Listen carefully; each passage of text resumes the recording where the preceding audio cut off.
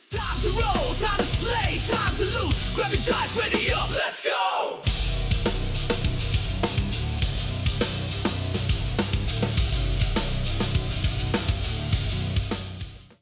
Previously, on the Chronicles of Celestria, Stonehaven did not sleep, it listened. Elirr departed the Southern Library with more than just ink-stained fingertips.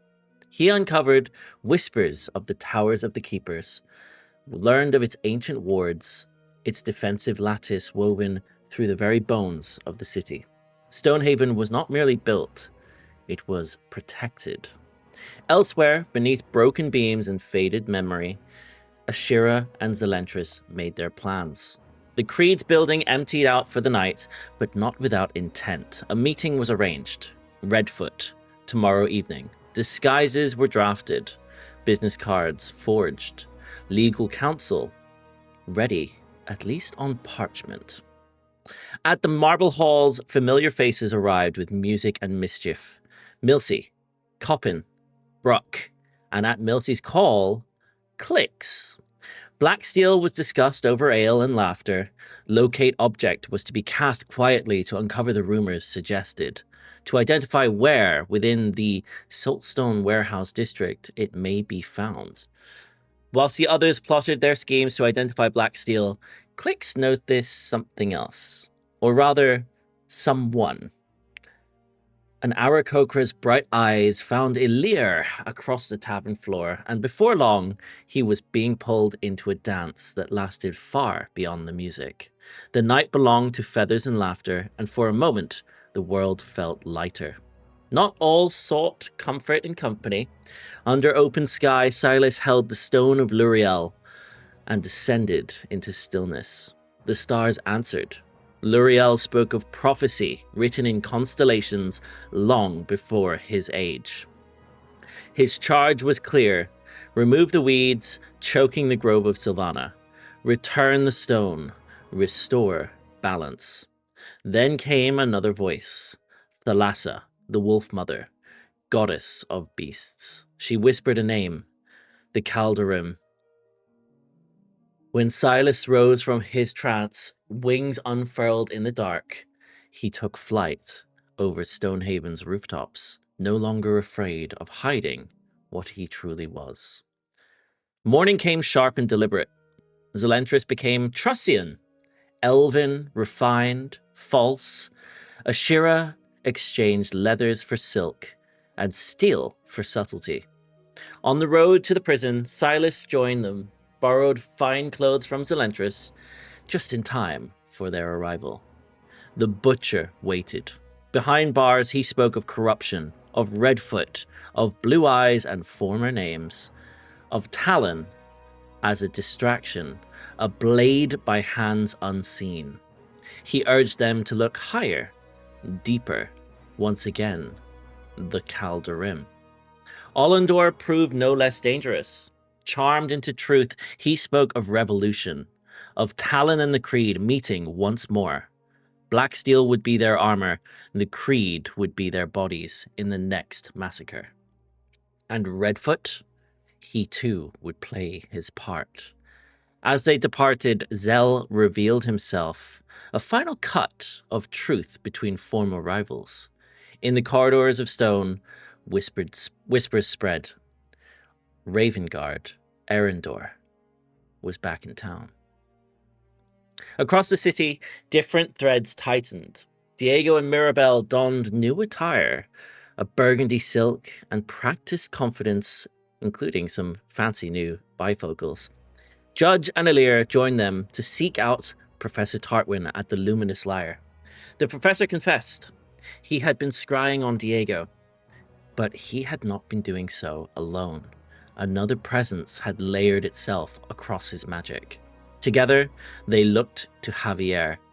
The vision revealed him en route from Verdantara, a grievous, necrotic wound carved across his chest.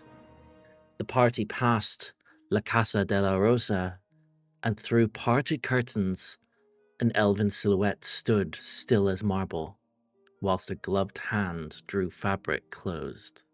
Diego's sharp eyes caught more, inscribed glyphs woven into the estate's perimeter, wards of protection or containment. At the Stone Council Hall, Zara Windwhisper received them privately. She revealed herself as an ally of Jinglethorn, an ally, too, of Varys Shadowstep. Blacksteel had been located. The Saltstone District revealed. Aldrich Windrider's disappearance left behind 3 notable artifacts, and a truth Elirr would soon hear firsthand. Jinglethorn would arrive by airship tomorrow. One final visit remained. At the Feathercast estate, Ollivander spoke of a wedding. One held between a Maxwell Velistra and that of Winzira de la Rosa. No date yet set. The groom unseen for weeks. His own mother urging silence. Stonehaven hums with preparation. Black steel moves in guarded crates. The creed stirs in chains. An airship approaches in the far distant skyline. And tonight, Redfoot waits. This is episode 33 of the Chronicles of Celestria, Embers of Anarchy. A couple of us are under the weather today, so bear with us as we try and mediate our way through the session. However, we begin where we left off last. With all of you back at the tavern, Zelentrus, Sylas, Ashira, you arrived first, having only just sat down, as behind you coming through the door was Elirr, Judge, Mirabelle, and Diego, who you definitely do recognize despite his totally elaborate disguise. They come walking through the door and join you. Out of session, you guys have shared your insights, which we will say has happened over drinks here in the tavern. And you would have spent, the last 24 hours or so apart in your separate groups. But it's now around 1:30 as you sit around the table, having shared what has happened and what's been discussed. You've had some food that's been polished off the plates provided to you by Sophia. And that's where I would like to begin today's session. As you're all sitting there, what do you guys do? So I have to ask, does the hat really not disguise me? Because I thought it was working until now. What hat? I've been with you all day. I didn't even notice. I just throw the hat across the room. Oh my god, it is Diego? Why did nobody tell me this was Diego? I thought you left Diego, pick someone else up. Diego glares at them both.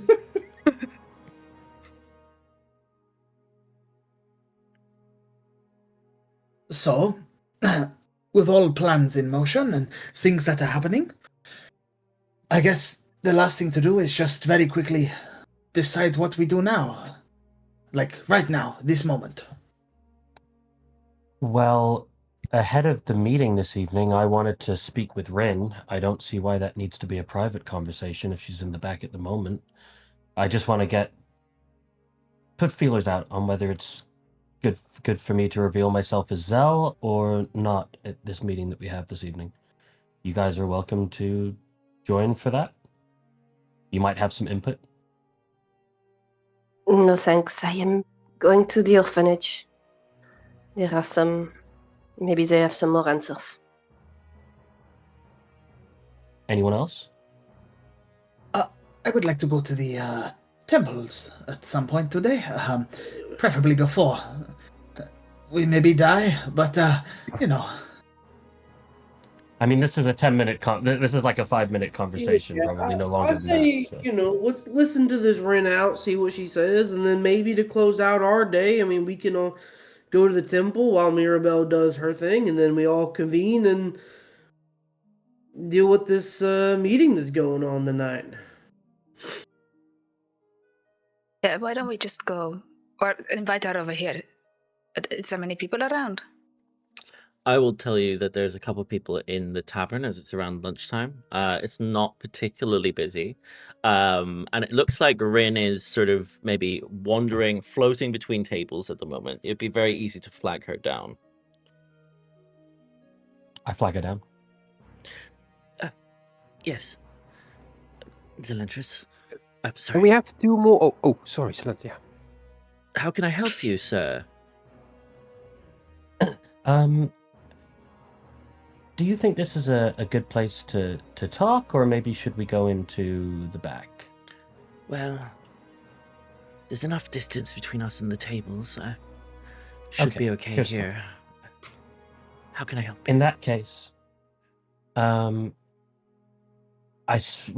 few of us spoke to Allendor Right. in the prison. Long story short, he's going to... Well, he admitted to falsifying the documents that imprisoned me. He's working directly with Talon and setting up the Creed to be their soldiers, to be armed and start the second massacre in a few days. The whole original thing was set up by my father initially. Your But father. I suppose the key issue that we have is to get him to reveal that information. I did charm him and made it quite clear who I was, quote unquote, working with. He's going to have a pretty good idea that I'm in the city at this point, and so will the rest of the followers. We have a meeting this evening. Is it worth me continuing to go under a hidden name, or do I just be upfront with who I am? You notice that she doesn't answer immediately. She sort of leans back against the like a cracked stone wall near you, her arms folded, just sort of pondering for a moment.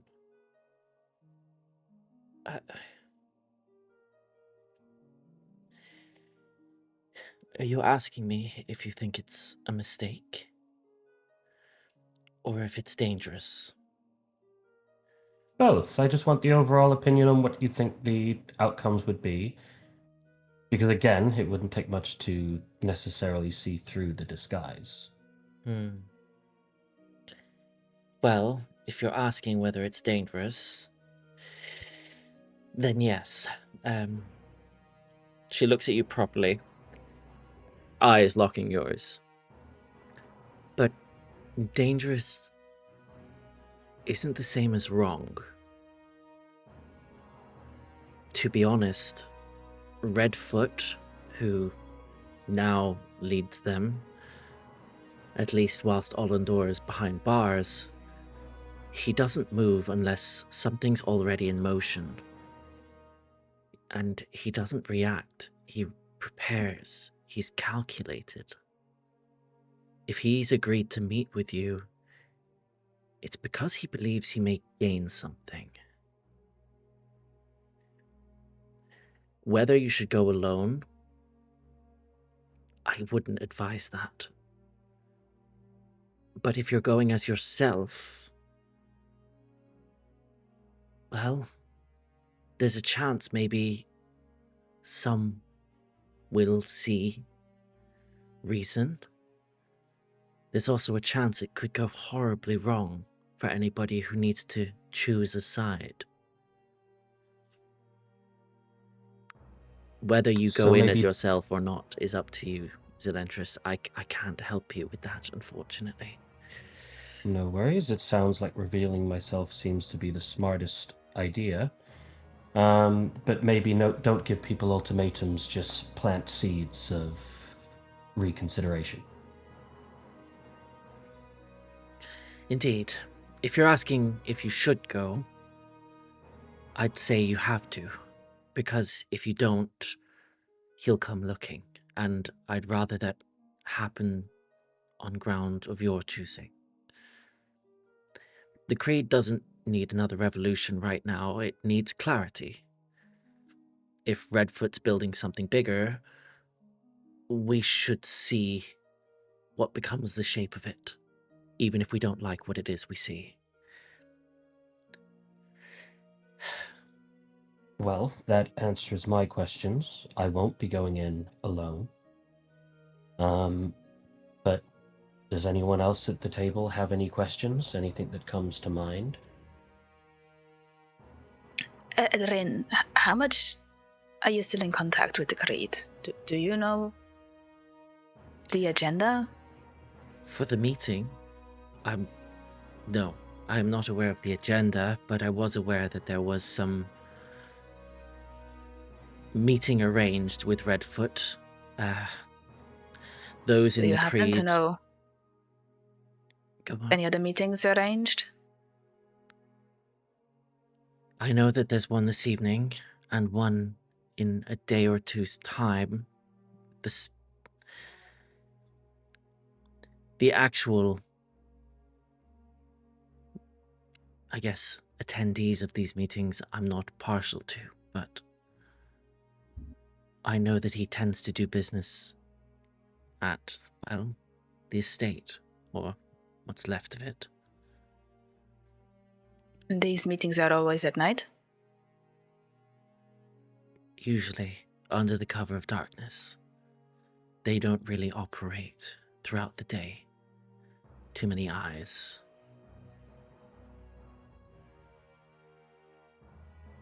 Could I ask you a quick question, Rin? I don't think we've spoke before, but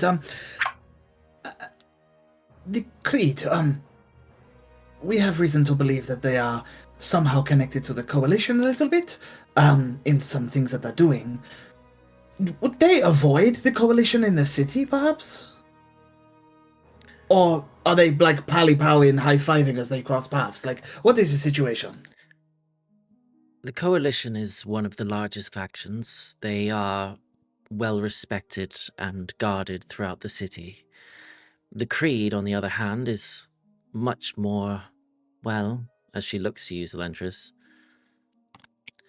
we're a poorer faction. For those without a home, the Coalition tolerate us, but they're aware of what we're capable of doing. So are they wary of the Coalition a bit? So, for example, if during this meeting things were to kick off and a Coalition member were to run through the door and start shouting for more Coalition members, would that startle them? Would that maybe disperse them? It's possible, Okay.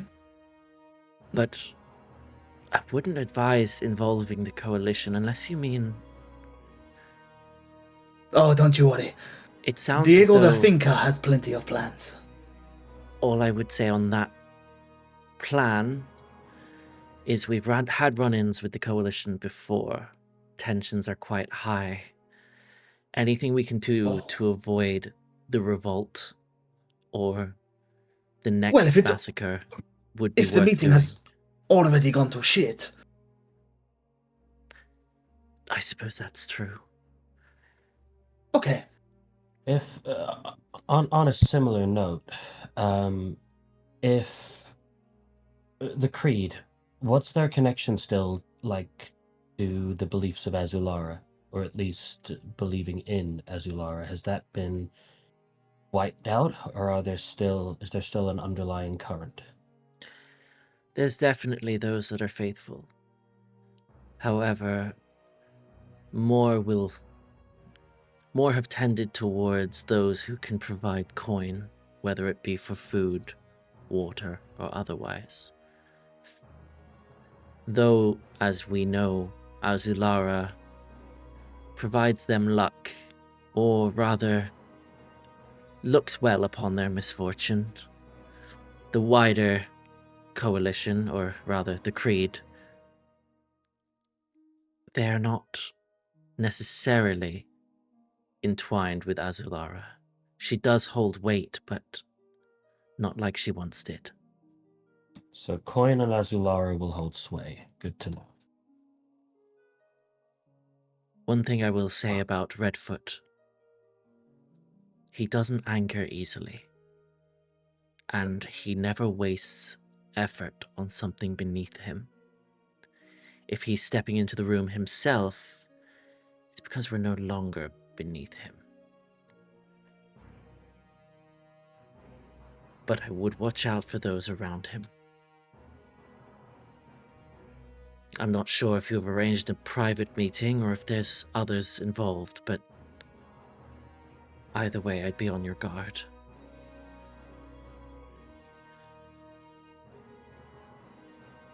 Are there any specific others you would have us be wary of? Not specific. He tends to keep those closest at all times close to him. It's possible you will find some Creed members who are loyal to you, but his own loyalists, well, it's almost like a bipartisan group within the Creed itself. Some who follow Ollendor and others who seem eager to follow Redfoot. Though there's never been Been a there power before. struggle, it's like there once was. It seems as though he has his loyalists. And Zell, Good to know. if something feels wrong, not dangerous, but wrong, leave. You're not here to die for pride. And you see that she turns around as she notices one of the other tables sort of waving her down. Is that all? I'll be back with your Yes. drinks. Grilled cheese sandwich, no crusts, thank you. Right, another grilled cheese. Thank you for the plates. Let me take these. As she collects the plates from the table, and she raises a sort of finger to the other guy who continues drinking as she steps away from you, back to the sort of counter. What do you guys do? I'm getting ready to leave. I take it takes a couple of minutes to get my shit organized. Yeah, you're like freshening up, getting ready, Yeah. dusting off any crumbs from lunch, like, yeah, maybe finishing your drink. The rest of you. Steve. You. Yes. Do you, did that help? Yeah, it gave me a couple of answers. It's, I guess my plan will be to go in as me this evening. Okay. I think anyone who would like to join the meeting should. And I left coin previously. And I do have my Relic of Azulara. And all I can do is hope that that will be enough. Do you want someone in there who can maybe protect you if things go sideways? I mean, are you expecting there to be a fight? Could be. She did say it could be dangerous, but I'm feeling a little bit more relaxed about it now that perhaps we could almost play Redfoot against Ollendor. If we Sure. could maybe even ingratiate ourselves to Redfoot in some way.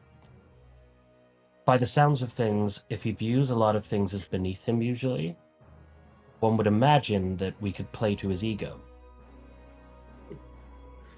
Just a thought. All I'm saying is, I Maybe just don't have piss to- him off, though. No, it's the exact opposite. Play to his ego and almost get him on side that we could be helpful, maybe more helpful than Ollendor is. Do you think there is a world where we could try and attend this other meeting that Ren spoke about without revealing that I am part of it? I think that would be maybe through ingratiating ourselves somewhat. That could be helpful. The Well, only question I have, who is more dangerous, Redfoot or Ollendor? Redfoot. Yeah, so shouldn't we then side with the other guy to take Redfoot out eventually? I'm thinking more that we turn this as an inside job. We play the part and then we turn. Because at the moment we're still going in a bit blind. We have all this information, but we have no idea what this Redfoot's actual desires are. If people wouldn't mind today having a think, especially those of us who've lived in Stonehaven previously, of anything that could be useful to bring to the meeting. So Diego, Mirabelle, if you have anything that comes to mind that would be that could be persuasive to someone like Redfoot, if the idea is that maybe we're not going in to fight and that we are going in to persuade. I don't know. We'll have to play it by ear, but if you have things to bring later, completely feel up to it. But you don't want us all to like waltz in at the same time, right? That would be No, but if people have something to add, then it probably makes more sense for them to be there than not be there. If you don't have something to add, then maybe you don't. How many names does this Redfoot have? I believe it's Redfoot, Blue, and I think he is also Elric. And if Well- he's Elric, we think he might be. Lady Silverwind's son. If he's Elric, he's also Renly. Perhaps we can, I don't know, sway him to, well, you know, maybe say his mother misses him. Something like that. Something simple like that might Do we make have him something of hers? feel regret. No, but perhaps I'm going to the orphanage now. Perhaps I can get something there. When you're looking, if you could find anything that maybe some notes on, if you know his orphan name, any notes that are on him, little things that might say, just trigger something in his head that might give us the upper hand in the meeting, that could be really useful. I'll see what I can do. well. I'm gonna go upstairs and change my disguise and get prepared now. Ashira, if you have a minute, when you're done here, would you mind joining me? What, do you need help changing? No, I need to talk to you about something. Okay. No, I also was going to get rid of this white dress, so yes. Look at Judge and like Diego, like, Zell kind of looks around the table. No one else has anything to say to him. He'll go upstairs. Mirabelle, just be safe. You gonna be fine by yourself? Yes, I'll be fine. Merci. I will talk to you guys later. where do we meet? Like when you come back? Are you guys not still here? Well, we should. We are Might be joining at- Diego might with be at the go to the temple. temple, but Well, if you leave a note here, Well, I will return here, and if you're going out, just leave a note. Or yeah, either we meet here or we leave some kind. We're all going to have to come back here anyway, right? So why don't we just say we meet here? We're gonna need dinner before going to a meeting like that. Yeah. I'll ask Dale later. He's already went upstairs. All right, well, Hey, Judge. yeah, Sylas, you can help too. And Elirr, because you're also here. right. I have a plan. A really good plan for this All meeting. right. Ready? Oh, Diego the great. Thinker has struck gold. Okay? Oh, yeah. So, what if I was to wear my old coalition uniform? And Nope. if things were to go really bad, I just Nope. bust in like a coalition officer. I Kick think down that's the door and actually say, blow my one whistle and of go, you're under the arrest. worst plans you've ever made that I've ever heard from you say yet. And you've made a lot of good and really bad plans. This one might be the worst plan. Like, whoa. worst of the worst. I think. You know? I Judge, think don't I have. downplay the guy. I think I have So good what plan. I'm hearing is it's a maybe. Diego, Sure, we just wait it's a maybe. outside until we hear anything. Maybe instead of you doing that, maybe some of us just stake out the building earlier to see who all enters the building or if there's anyone coming out to study a little bit before we go to that meeting. And the Maybe get some more perfect intel. guys would be a lemonade salesman. Okay, got it. Brilliant idea. Not that. I think that's probably the worst thing you could do, but sure. I can't have two of the worst things. There's only one worst. That is true. I gotta decide which one though. Let's get lemonades on the way to the Lemonade. temple. Lemonade sounds great. Yes, Silas, that's why we're friends. Just out of curiosity, will the lemonade salesman also sell grapes? Because I guarantee you, someone will come up and ask, "Got any grapes?" No, we're not doing that. No. It's a lemonade stand, of course not. Stuck in my head now. Elirr walked up to a lemonade stand and he said Can to I the man ask? running the stand. Copyright. How you guys are planning to do this? So, are we gonna have Mirabelle heads up first? The rest of you are maybe gathering your things, getting set, and then we'll come back to you. Yep. Yes. Okay, Yep, perfect. Before we head on out, I'll say, Mirabelle, you maybe head outside. You probably flag down a cart, I'd imagine. Yeah.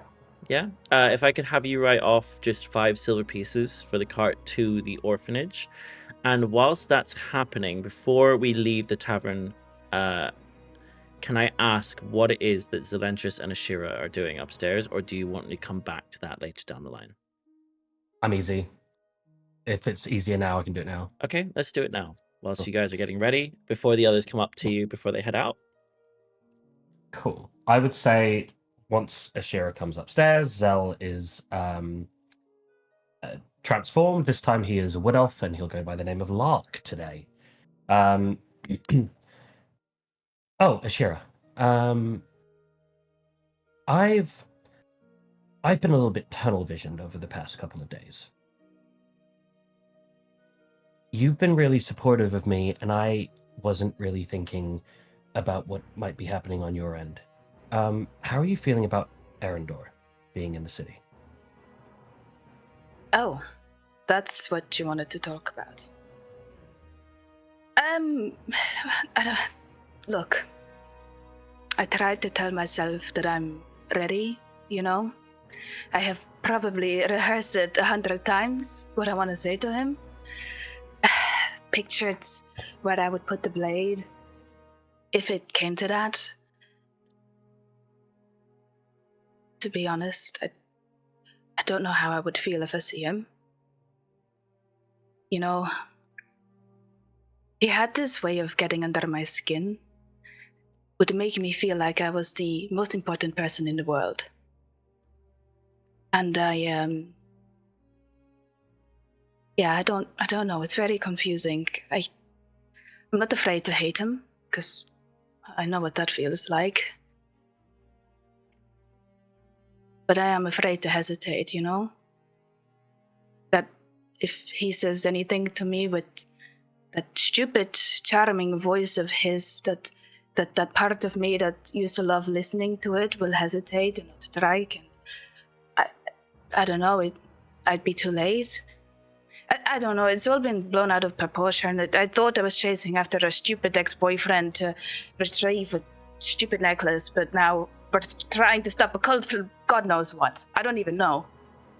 So, yeah, I don't know, sorry. I try not to think about it until it starts happening. Well, I think that you'll be plenty capable should any situation arise. Even if you hesitate for the slightest moment, you will do the right thing. I was going to give you this when we went for a walk, but maybe it'll help now. Maybe it'll be something that can remind you that other people think that you're very important too. And Max, I don't know if you ever made anything for it. Zell gives Ashira the necklace that he bought back in Lava Crest, which is a necklace / pendant thing, basically made, like the pendant itself is made out of Yakutus fur. Yes, you have a small braid of silken white and charcoal grey fur, bound together with a strip of what looks to be like a red leather, and a tiny bronze clasp. When you bought this Zelentrus in the market in Lava Crest, they described it as being woven by the Yakutus herders of the Highlands, and they say every braid carries the will of the beast it came from, and those beasts do not fall easily. And I will give you guys a handout for that post session today as well, so that you have it. But yes, it's a little like braid of fur wrapped around leather, almost like a trinket, or I guess it could be a pendant for a necklace, for example. Yeah. And Zal hands that to you. Just to, the first night that we really started talking. Wow, Zel, this is so thoughtful of you. I hope it was sourced ethically. I believe it was. Okay, good, because I love my yakutas. I think it's just a bit of fur. I don't think it's like anything more than just fur. I appreciate it. Would you mind helping me get it on? Yeah, of course. And Zal will kind of tie it around Ashira's neck. Cool. Very nice. Is this a bad time to tell you I'm allergic? I'm not. Perfect. And as you guys are there, sort of having this brief moment together in a cart, traveling across the city towards the Second Chance Orphanage, is none other than Mirabelle. Mirabelle, as you find yourself on familiar streets, the Second Chance Orphanage stands cleaner than your memory holds. The outer stone has been repaired. The windows looked polished, and a fresh brass plaque sort of gleams beside the door. You hear, as you step out the carriage, there's children's laughter drifting from the courtyard. It seems almost rehearsed, almost too bright. The past, what you remember, feels almost as if it's been curated here. And as you hop off your cart, what is it that you do, standing out the front of the orphanage doors that you know so well? I'm just taking a look around. Is there anything? I mean, it feels different, but do I see anything that I used to remember? Like, do I hear people? I don't know, as I slowly sort of make my way in, do I hear any familiar voices or whatever? As you step up the stairs, you hear what sounds all too familiar of too many voices of different ages of children talking to one another, whispering down the halls. You hear the occasional stern voice of one of the either helpers or maybe one of the matrons of the orphanage here, sort of trying to get some of the kids in line. What's immediately apparent to you is that it's in better condition than you left it. The bare bones of the building and everything in here is the same. The scent is the same. And yet it looks and feels cleaner, newer, as if it's been renovated or at least polished since you were last here. In terms of what you see as you enter, before you is an older looking lady, and I will take you to a screen so you can see who you see before you.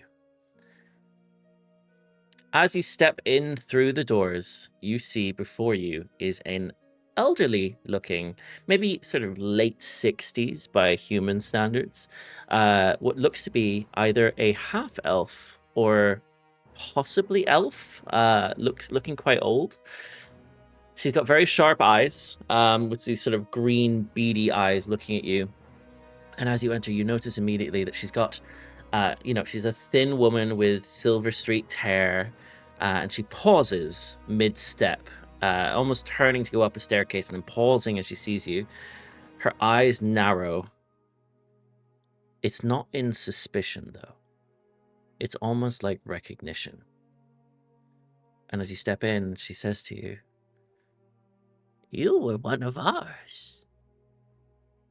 You always had that look, like the world owes you an explanation."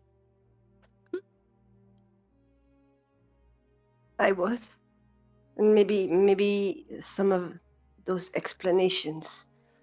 Perhaps you have some time to give them to me. You see that she looks up the stairs, and then she looks back at you. I will always have time for one of my children. Please, come in. She sort of leads you through the hall, and you follow her down the hallway. You've never seen them from this height before. As you're walking in, it's like you're seeing it from a different perspective. You were used to seeing it when you were much shorter, when you were younger. It looks as though there's paintings and pictures of drawings and different things scattered around the place. You see what looks to be all sorts of ink quills just poured out on the table.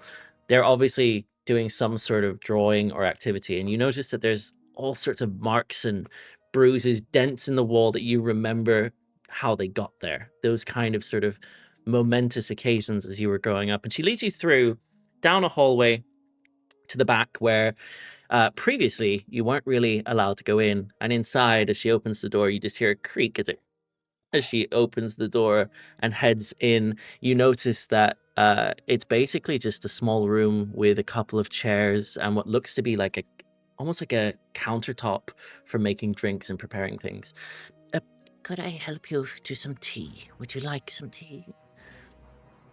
Yes, please. We Thank have you. lavender and bergamot. Would that do you? Yeah. Oh, absolutely. Oh, perfect. It's strange to be in this room. Of course, you wouldn't have been here. This is for the staff of the orphanage. Bear with me. I'll take a seat, please. Take a seat. As you notice that the seats themselves don't look like anything prim or fancy. They're very much like thatched chairs and sort of soft cushions, but very far from maybe the nobility houses that you became accustomed to. But yes, you take a seat and she fixes up some tea and brings it over to you, and it smells of what you're familiar of their hair smelling like when you were here. It's almost like a very citrusy sort of blend of tea. And she hands it over to you with her hands sort of shaking slightly as she does so. So, I recognized you immediately. I'm not sure what you go by nowadays. It was Ember. We don't have many fire genasi, so you make an impression. Welcome home. Thank you. It's been a while. I had left Stonehaven, but now personal business got me back here, and I thought I'd visit. I may have some questions for you. Of course, please. I'm happy to help. As I said, I always make time for one of my own. Do you remember a girl named Vinzira? Elven heritage, blonde hair. Her and I used to steal apples from the kitchen. Oh, of course, yes. Winsira. Yes, she went with one of the noble families. They were very keen on her. One of our biggest benefactors, the De La Rosas, I believe. Yes. Are they what got you all the fancy new brickwork and stuff? Well, there's definitely some benefactors within the city. The noble houses have been quite generous and kind towards us, especially from the Stone Council. There's one or two names that adopted children, and they care for the young ones here, the youth of Stonehaven. It's, yeah, I remember Winsira well. I hear she was getting married the last I'd heard. I don't keep tabs on all the news, but I've got plenty to do here. But is she doing well as well, I hope? Well, I was hoping that you would know. Apparently, this wedding is quite an happening. A bit of a celebrity, is she? Well, she was always very popular, getting into mischief and trouble. But, no, with a girl of her looks, I can see how that would have been the case. I haven't heard anything. In truth, I don't know much about where she ended up, but I know that she was always very bright. So hopefully somewhere good.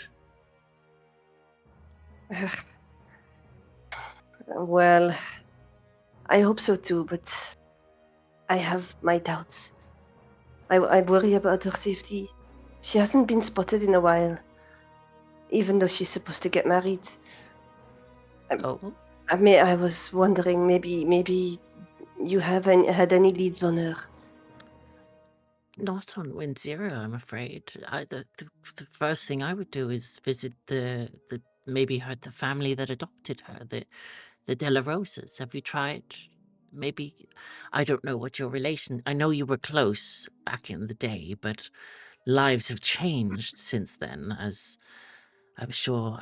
Naturally, I mean, we were adopted by similar noble families.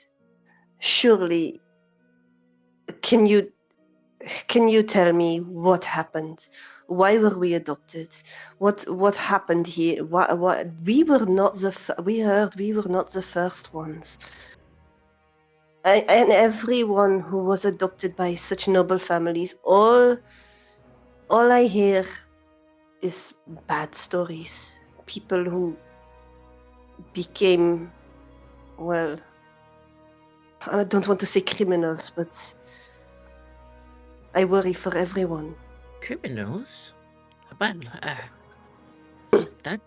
that's news to me. Can I have a persuasion check from you, please? As you say this to her. 10. With a 10, she sort of looks to you, puzzled. I don't know quite what you mean. Perhaps. Why were we adopted? Well, Why was there a sudden wave of people who got adopted? Why did some people get adopted and not others? And what was their goal? well, some were selected. I believe it became a bit of a trend amongst the noble families. Perhaps they were seeking to do good in the city. Much better views from up in the Pillars district, so I've been told, than down here in, well, I wouldn't call it the slums, but we're not far from it. Perhaps they merely wanted to, rescue's the wrong word, give you a new life. I laugh at that. Like a new life. I was cast out once I came of age. Oh, no, I'm so sorry to hear that. I wonder if that's what happened to others. I heard when Zira was getting married, well before I was cast out, and when we were talking when she was 16 years old. It must have been at least 4 years ago. 4 years ago? That's a long engagement. Yes. I don't know how the nobles do it, but I married my husband, bless his soul, rest in peace, Erdred. We had a good few years together. I don't think we lasted more than 2 weeks following the engagement. We were so keen. Exactly. She sounded keen back then. But so I want to know what happened. And if there is anything that you can tell me, but it appears not. Can I have another persuasion check from you, please? Oh, I'm sorry, wrong one. 26. I'll allow the 26 to go through. I think it's the same roll, but It was a I'll go with the persuasion check 26. As you say this, you notice that as you mentioned, you're appealing to her in a way she's able to relate her story and the concern for Wind Zero. She looks to you and she sort of goes, "It seems you." She lowers her voice as she says this. "It seems as though you understand something. In truth, Ember, you're right. The adoptions were not random. Her fingers tighten on your sleeve as she reaches out to you. Representatives would come. Quietly, they would observe. Some children were encouraged.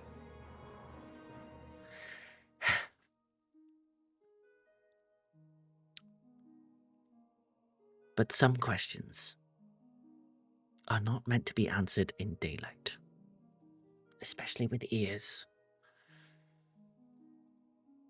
I think you mentioned criminal activities.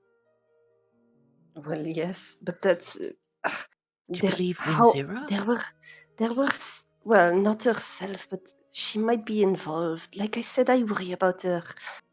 I haven't spoken to her in years, but once I came to Stonehaven, all this news came to my ears of this wedding. My companions have found also some things I do not want to speak of here, but I worry for her safety. So you found some unsavory information. I worry for Winzira, as it sounds as though she may have ended up in a bit of a tangle. I wonder though, you mentioned criminals, if not Winzira. Whom do you speak of? Surely not yourself. You appear to be doing quite well, if I may say so. Excuse me, it's a very nice dress you're wearing. Merci. It's a long story. But perhaps you're right, and we should not speak of it here. It's we worry that her husband-to-be might be not.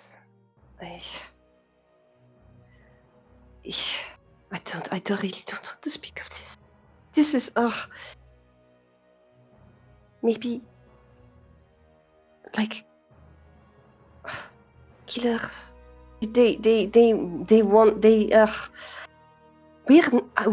Me, my companions and I, we are here on behalf of someone very important. This goes beyond mere criminal activity. Oh dear. As she tightens her hand on your wrist. You can speak plainly, child. I'm all ears. I will give you any information you ask for. How can I help you? How can I help her? That wedding. My companions and I, we want to know, we want in. Well, we want to know where it, when it is, who it is. If this really is an I'm gonna mute chat here for a bit. 1 second. No, you're all good. You're good. Bloop, bloop, bloop. I mean, these. We want to know who it is, and we want to know if they're involved with a group named Talon, a group with the coalition, with the coalition are well respected. Talon doesn't ring any bells. I know there was a wedding. At least rumors of nobles coming together. Something about a house for Velistra. Velistra, oui. One of the houses. Maxwell Velistra. That's the name we heard. But people have been using so many pseudonyms to us. We don't know who is who anymore. Velistra doesn't ring any bells. We've never seen any of their nobility adopt here. I know the Moreau family, as well as the De La Rosas, the Raven Guard family, the Feathercast. They're all nobility who have paid coin to renovate the orphanage here, but Velistra doesn't ring any bells. What about Lady Silverwind's boy? Silverwind. Oh, Lady Silverwind. Paravinia, I believe her name was. She was always such a kind soul. She was one of the Yeah. first, you know. Yes. But her boy... You see that she stiffens slightly and as she sits back. Renly. Oi. Charming boy. Too observant for his own comfort. There's a We have reason. pause. We have reason to believe he might be one of the criminals I mentioned before. Criminal. He was always watching the other children, measuring. He was adopted so young, the Silverwind family. It was strange. He almost appeared dissatisfied. He envied fair. his friends. He envied Oliver, and he envied Erin most of all. Those names do not sound familiar to me. They were friends. Is this long before I came here? Oh, well, many years before you came here, about 30 years ago, I believe. 3 half-elven boys. Their whole lives ahead of them. It was a long time ago. I tend to try and let the dead years rest. We try That to makes consider anybody who makes it out of here lucky. Very few are adopted by such wealthy families. Very few are adopted at all. Can't speak I on can- the half-orcs and goblin children who've been left here. I can see. I mean, Lady Silverwind has been very kind to me. When I lived in Sylvantel, and I got fired for a dumb reason. She was one of the few people who extended her hospitality to me. Renly, or I believe Eldrick, he had so many reasons to be happy, and I wonder what happened for him to become entangled with the Black Network and all these criminal activities. I don't know anything about those, but Renly always was ambitious, envious of his friends, almost jealous that, well, the Feathercast name was one of great power within the city, always has been, and Ravengard, well, that's wealth on top of wealth, one of the wealthiest and oldest names of the city. Silverwind was not quite as, well, respected, Hang but on. still noble. Did you say Feathercast? As in Ollivander Brooks? Ollivander Brooks. It could well be Was that... he a friend of... Was he one of the best friends of Renly? I'm not sure about Ollivander. There was a boy called Oliver. Oliver was a close friend. Oliver went to the Feathercast family. Shortly after, it was that Erin, the first boy, was selected by Ravengard family. Very well. The 3 were inseparable when they were here, constantly causing mischief. Erin was always much softer, getting caught up in everything. I'm sure you can relate. Yes, absolutely. Well, I'm sorry I can't be of more help to you, Ember. Is that your No. name nowadays? Ember is fine. Most people would refer to me as Mirabelle now, but honestly, I don't know if that name still suits me anymore. Do you know? Have you heard any news of my mother? My mother, inverted commas. Is she still a wealthy benefactor?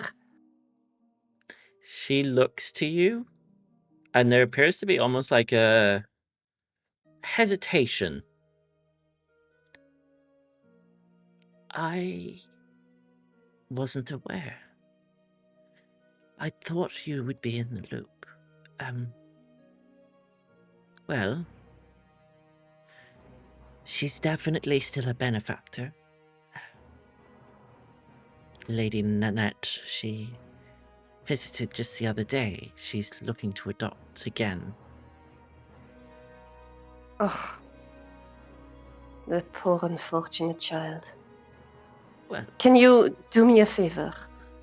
If she course. comes in and made her choice, could you just let me know? How can I find you or reach you? I would be absolutely. I could do so, but even to send you a message would cost me a Send great it. deal. At least 10 gold, 15 gold pieces to try. And I'm really sorry for doing this. Mhm. Do you know how to use this? As I get the sending scroll that Elirr gave me. I do. Oh, do you know any? Well, Yes, I'm familiar with sending scrolls, dearie. well, that's how you can reach me then. And I give it to her. Okay. Absolutely. Perfect. Well, if you need me, or if you ask for me, just know that you can find me. My name, by the way, is Winifred, or as you used to call me, Miss Hale. So Winifred Hale is my full name. I'm a matron here at the orphanage. Yes. But I'll be sure to write to you once it's all been confirmed. Yes. And meanwhile, if you hear anything about this wedding, Maxwell Velistra, just keep Of your ears course. open, please. Of course. I'll be sure to let you know. Well, if there's nothing else, Ember, please feel free I've to already- walk the halls or visit any of the rooms you once did. You're more than welcome to stay as long as you like. Maybe some of the other children would like to hear your story. I will do that. Thank you. Thank you for stopping by. Yeah. And I'm incredibly sorry that I can't be of more help. No, I think you've cleared up quite some things for me. Thank you. Let me take that from you, as she grabs the emptying mug and sort of steps up and takes it over to the counter. Yeah. I will now ask what it is that you do throughout the rest of the next sort of 5, 10, 15, 20 minutes. What is it that you do? I will go around, basically watch the children there and see if I can spot someone who Lady Nanette would probably, who her eyes would go and naturally gravitate to. Someone who I might, someone who she would pin, someone similar to myself. I would say that, Winifred stays behind. She sort of lets you leave the room and she smiles to you, and you begin to walk around and you notice that it's eerily familiar. You remember it like it was yesterday, the days spent here, giggling in the hallways, running around with Winzira. And as you look around, you notice there's a couple children sitting and drawing and painting in the kitchen. You see that there's a couple down the hallways in sort of the mess hall where they would all eat on these long tables, which look new and polished and clean. You notice that there's a couple sitting down, maybe just finishing off a meal. And it comes to your attention. Can I have a perception check, please, from you as you look around? 9. A 9. I'm going to say that you don't notice specifically which one would be selected, but you can see that there's quite a few interesting races in here. Everything from a large furbolg girl to a tall, Goliath gentleman who looks to be taller than you, though is clearly younger, much younger.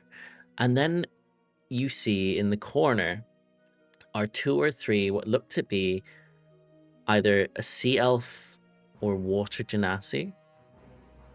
And you remember Nanette saying to you how useful it would be to have a water genasi at the house to help with the cleaning around the area, to help with the blending into society, and how beautiful certain Pantones and colors of clothing would look on a blue-skinned genasi as opposed to the sort of gray that you had in the Ember sort of breaking through. You feel that maybe she might consider another different alternative to genasi than yourself, but there appears to be at least one other in here. I And will it's- take a mental note of that, Mhm. and I will greet them, and I won't say anything because I know there's no point. Mhm. But I'll just I'll make a mental note of that, and I will probably. Wow, I'm just reading that. And I say to if Winifred is still there, I'll say that I'll come visit again in a couple of days. Oh, it was a pleasure to have you, Ember. Dear, you are welcome to visit at any time. This is your home, should you ever need it. And I curtsy and I walk out the door. She I smiles get to the- you, Yeah. and you remember it comes back for just a brief moment in an earlier time. She's still fairly old, as she's clearly elven and has probably been here for some time, as she's mentioned that she was also a matron over 30 years ago. And she seems to remember every child's name, which shows an element of caring, but you remember her being quite stern with the children. She's a lot more friendly than you remember. But as you leave, she smiles to you and waves to you, and sort of nods her head and closes the door as you leave, and you get that breath of fresh air. It's now coming up to probably about 2:30, 3 o'clock. You've been here about an hour and a half. Where is it that you would go from here? Seeing as we've got a little bit of time, Mhm. I'm gonna go back to the tavern for now and hope everyone else is still there, and then maybe head out later. Okay, perfect. I will say that you start making your way back to the tavern. In the meantime, whilst Mirabelle has been on this adventure and uncovering the past, not just of her own and Winzira, but also of Renly, Oliver, and a boy called Aaron, what is it that you guys have been up to at the tavern? We ended off with Ashira and Zell having a moment where this braid gift was handed over, this Yakutus fur charm. The 4 of you are still sitting downstairs. What is it that you do as Mirabelle leaves out the door to the carriage? When Ashira and Zell go upstairs, I would want to ask Sophia if she has some kind of private room or something where I could set up my alchemy set and brew a potion so no one disturbs it. I won't roleplay it at this moment, even though we're all curious what type of accent she would have today, I'm sure. I will say that she pinpoints a place either downstairs in the back room where all the baking and cooking happens, or you're welcome to any of the rooms upstairs. She says to you on your side of the buildings. There's a couple that are available to you, but they're all private. Yeah, I think I would prefer the kitchen though. Okay, yeah. Somewhere it's more in the corner that no one stumbles on it. But, There's you like know. some shelves which have like one large shelf with like a barrel of wine on the left and some casks and things, and then just empty space where there's clearly enough workspace for you to set up your alchemy supplies. Yeah. Mhm. So I would set up a fire breathing.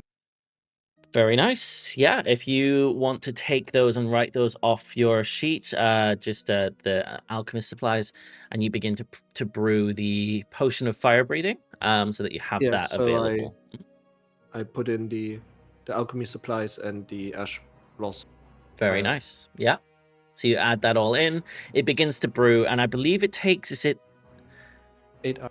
8 hours? Perfect. Cool. As it begins to sort of bubble and fizz, and you leave it there, and you can see the different colors of the sort of ash petal, ash blossom doing its thing, and blending in. What is it that you guys then do? Yes, Judge. I will go out, and I know we had a cart rented earlier today for the whole day. So I'm going to go get that cart prepared for the others so we can go head off to the temples. You did. Thank you for reminding yes, me. we did. Mirabelle was very courteous and got her own just to Yeah, save you I guys did the wonder. hassle. Yeah, sorry. I think you guys would have needed it. So yeah, I'll just get that cart repaired, and I'll Mhm. try to start gathering people up because I know we said we wanted to go to the temple, and I want to make sure we get that done. Okay. How long have they been upstairs? 5 minutes. As long as it takes, to get changed. I'm gonna walk up to the top of the stairs and then just shout towards their room.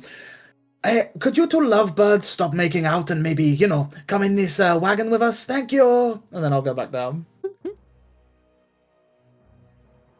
All right, I think that is our call. We're lovebirds now, are we? Are you gonna deny it? No, I'm not. Come on. Diego! What are they doing upstairs? I'm right here, Sylas.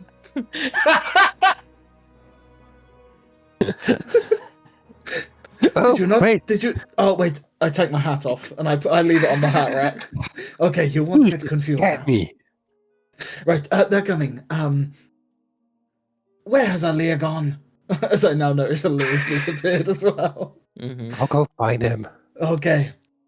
Elirr! Sylas! I'm right here! I'm coming. I'm coming. Why are you shouting? Okay, let's go. And we'll go outside and see Judge. With the door open, I imagine, waiting for us all to pile in. Perfect. So you guys, you all pile into the carriage, I'd say, together.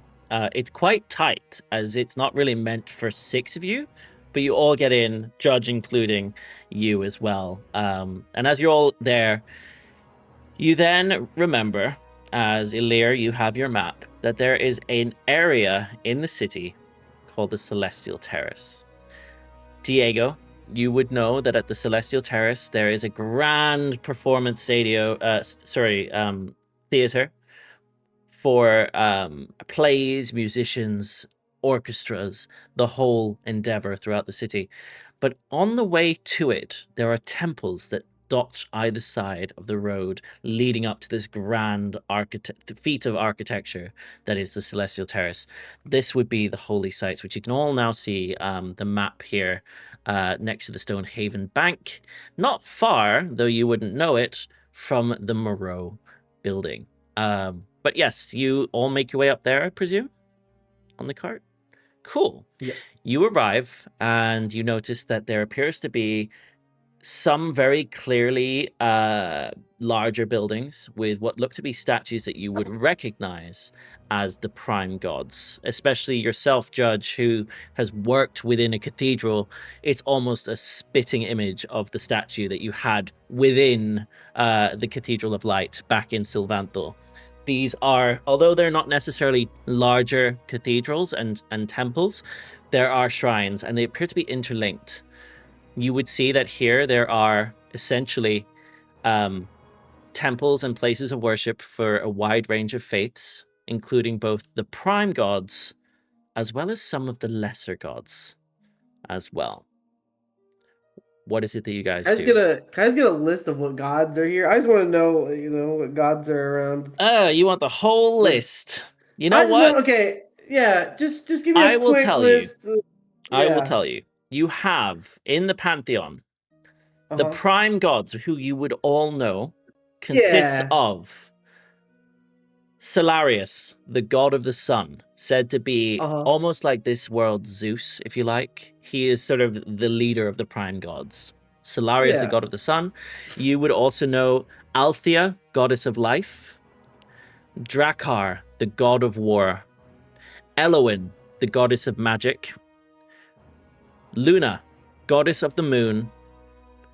Nihilus, the god of death. Fervis, the god of chaos.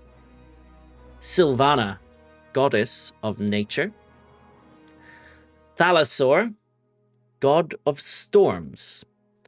And of course, Judge, you would also know, one of the prime gods is Thistledown, the god of knowledge. Those are the 10 prime gods. In addition to those, you have some of the lesser gods.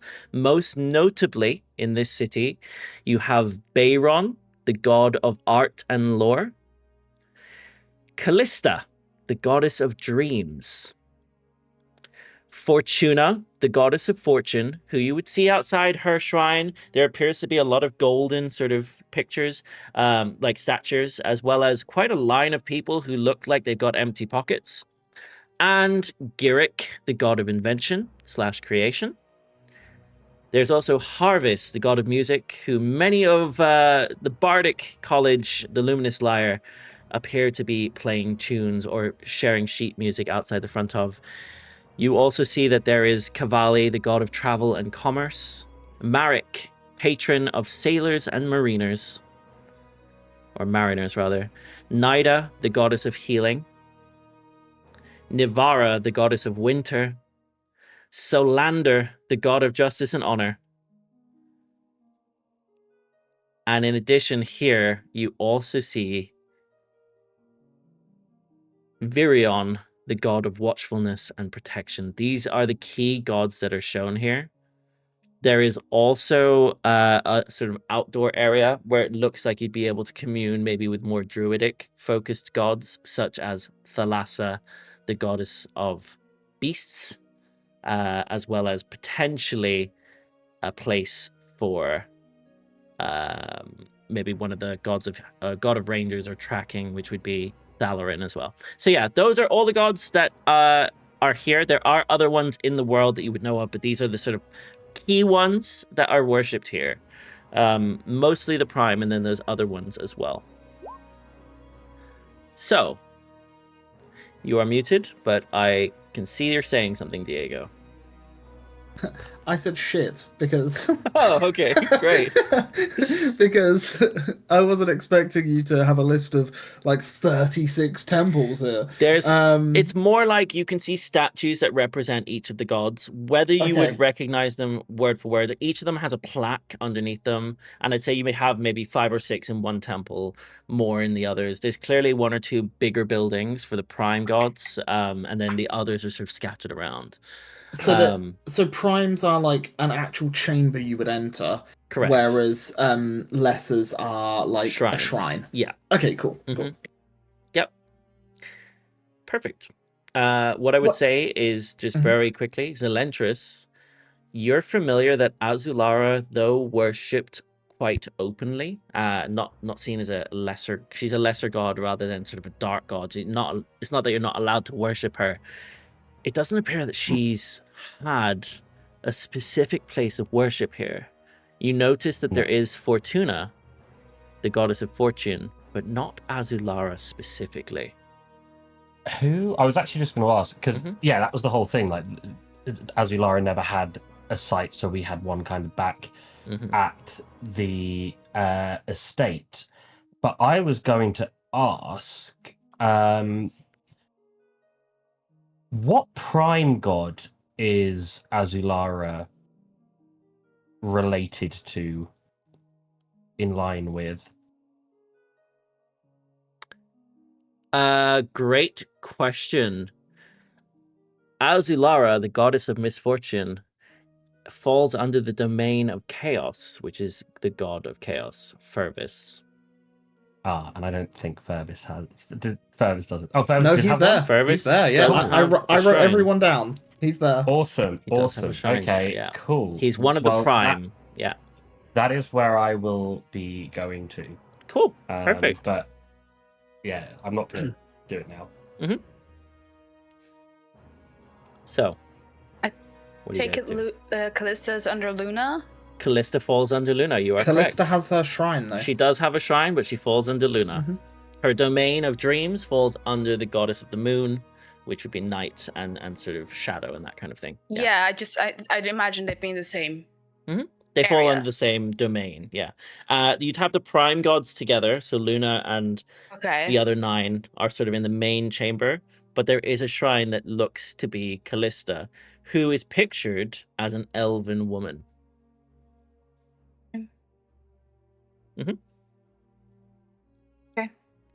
Are you going to it, or are you just like in your head thinking about it? No, so I wanted to check. I guess how do people pray? This is my first time. Well, Ashira, you kind of just pray any way you like. I mean, there's no set way of praying. It's just whatever's comfortable for you. My mother, when she used to pray, because she used to worship Luna, she would always wait for nighttime. She would go to a window's edge or look up to the moon whenever she could see it, and she would just say a few words like, please protect my family, please make sure that we have fortuitous times ahead. Whatever feels right for you. I used to do little prayers when I was a child, but nothing so much in later life. Every time I swing my hammer, I send a prayer to Hildegard. I mean, it's just that whatever you're comfortable with, really. So I don't think I told you guys this, but I had a dream a few nights ago, and I think my great grandmother Callista, who was the first keeper of balance, may also be a god now. So I might try and speak to her. But because she does like dream stuff, I'm wondering, should I be asleep? I never do this praying thing. How about this? For now, how about you go up to her statue and just close your eyes and maybe just go to sleep? No, just let your thoughts escape you. And just ask this goddess to, usually gods can talk to you in many different ways, visions or whatever the case may be. So, hey, that's just what you try to do. I don't even know what You're to looking ask. for the words. Well, just talk. meditation.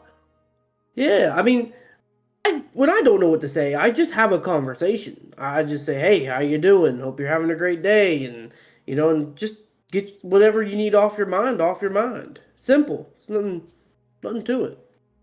It's like a family catch-up. Yeah, What- exactly, like a family catch-up.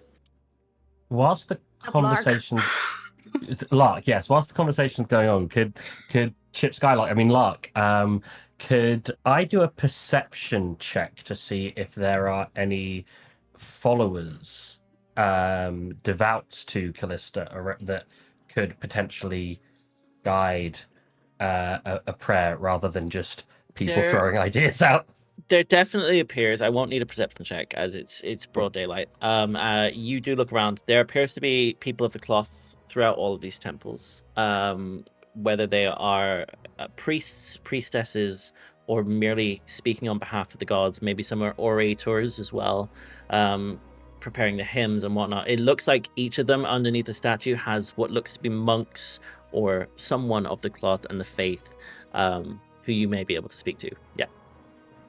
I'll try and flag one down for Ashira that's specifically for her god of choice. That would potentially be able to guide in the best way for her god of choice. And that would be Callista, correct? Yes, I think. Yeah. Yes, as you do, she sort of comes over to you. Yes, are you here to pray to Callista today? Yes, I am. I've never done this before. Oh, a new believer. You've seen the light. Follow me. I will show you the way. It's very easy. She doesn't respond, but she hears the words. Right. Yes. Sure. Yes. If you will, and she'll take you to the side. And I'll ask that before we do this, the rest of you, do you leave as she's doing this, or do you stand awkwardly and watch as she's being taken to? Elirr would actually start wandering off while they're having this conversation, looking whether he sees either Baron, Baron, yeah, or Celestria. You see a statue of Bayron, and you see Thalasor as probably the largest, maybe aside from Drakkar, of the statues inside the Prime God Temple. He's pictured as a very large Triton man with what appears to be a trident. He looks like Poseidon, basically. So yeah, that's what you would see. Yeah, so I guess he would go to hate these Baron first. And he would actually like is there like a, I don't know, like some kind of offering bowl or flame or something nearby? It looks like it has like a brazier out the front of it, and next to the brazier here, there's also bits of paper that people have taken away, which have what look to be small quotes on them or writing, maybe from Bayron, who is obviously sort of all about writing and creativity and notes, that kind of thing. Scribe, very scribe based. He would actually kind of like take a knee or something in front of the brazier and pick one of his feathers and put it in the brazier while closing his eyes and just uttering like a prayer for guidance, because he feels a bit lost with all these revelations recently. Feels a bit lost of where he even is. Like he can't quite put himself within the lore, within the history of all the things he should know, and it just feels very confusing. Perfect. Yeah, you take that time and head over and place a feather of yours into the brazier. And then I guess gets up, takes one of those quotes that you mentioned, puts it in a pocket for now, and then goes to Salazar to kind of do the same with the feather, but kind of do a more like a longer like meditation of sorts. Perfect. We'll come back to you in a second, as you sort of go off. You take one of these quotes. I won't say you read it just yet, but you do pick it off and then head to Thalasor, and you sit maybe at, I'd say there's like pews basically within the cathedral of or the wider temple for the gods here, the prime gods, and you sort of sit on one of the pews. Would there be any like perch, like something that's more higher up? I'm sure there is in the cathedral, or in the temple, but it's quite high ceilings, but not necessarily designed for so perching no gallery on. Or it's more like it's more like a open chamber, if you like, with different pews and stops. It's very open, and there appears to be sort of murals of different designs and paintings around the place, behind each of the gods, representative of what the gods represent. For example, storms for Thalasor. Yeah. Well, then he would just find a pew. He wouldn't want to disturb things. And we'll come back to you. So we have Ashira, who's gone to join the priestess at Callista. We have Elirr, who picks something up quickly, briefly, stopping off at Bayron and then heading down to Thalasor. Can I come to Judge, please? What is it the Judge does? I think he walks down, and I did a roll for this because I wanted to see what I do. I think Judge would pass by Thistledown, and I think instead of like his usual disdainment towards him, I think Judge just kind of give like a nod and like I think just a nod in the, I won't say appreciation, but like understanding, just like a nod of like, I now see like what you've done, and I'm kind of like a sorrowful, like, I'm sorry I did this. I've been the way I have, but walking past that, he will head to the prime god of death, because Judge has been confronted with a whole series of memories and death that he now remembers, and I think he's gonna spend some time just kind of like praying to this being and just bringing up the names of those he's lost, and just kind of putting those deaths now, not in the past, but more, behind him, I guess, in a way. Yeah, you head in, and maybe not next to, but in the same sort of hallway same pews as Elirr, you also take the knee, and Yeah. you see that maybe and- one of the small children in the area also copies you and does as you do, watching this warforged paladin with a giant hammer. Even Yeah. he comes down and bends the knee for the gods here. I also just think he brings the name Gamma down, and he's, that's, even though that is a part of him, I think now judges realize, that's not who he is now. He's not that guy from many years ago. And I think he's just putting at least that part of him, now he can finally somewhat let it go. Now he's been confronted with it. So I think that's what he's doing. Perfect. And Zelentrus, whilst the others are finding their place in the temple, what is it that you're doing? Has everyone picked a temple? Is everyone is Not anyone yet, not Diego. is anyone a bit indecisive about? Oh, I haven't gone to the temple that I am supposed to go, but Have you okay? Everyone's got a temple to go to. That's fine. Zell will go on his own. Zell's going to go to Furthus's temple, bearing in mind that he is currently holding one of Furthus's beings inside of a prison in his fucking relic, which he is aware of. Yep. But it's probably the most in-tune place to try to speak to Azulara, so I'm hoping it's somewhat empty in there. Let's put it that way. I would say that part of the chamber, again, it's the same prime god area, so it's very much, there are the pews to each of them. But I would say that the side where Furthus is located, aside from maybe Judge, who's the god who's next to the god of death, the god of chaos is right behind him. And it's quieter there. It's almost like if you imagine the room is split and you've got a center point, and then each of the gods has a statue around the room in the circular room, and pews that line towards the statues. So you can sort of sit facing the statue of the god that you're there to worship. That's sort of how the room is laid out. Furthus has one of the fewest. But yes, you find yourself taking the knee there, and we'll come back to what you do. Yes, go on. Very quickly before I do anything, as Zell enters, he will look around and just keep an eye out. Is Naya around at all? Is his spirit beast there?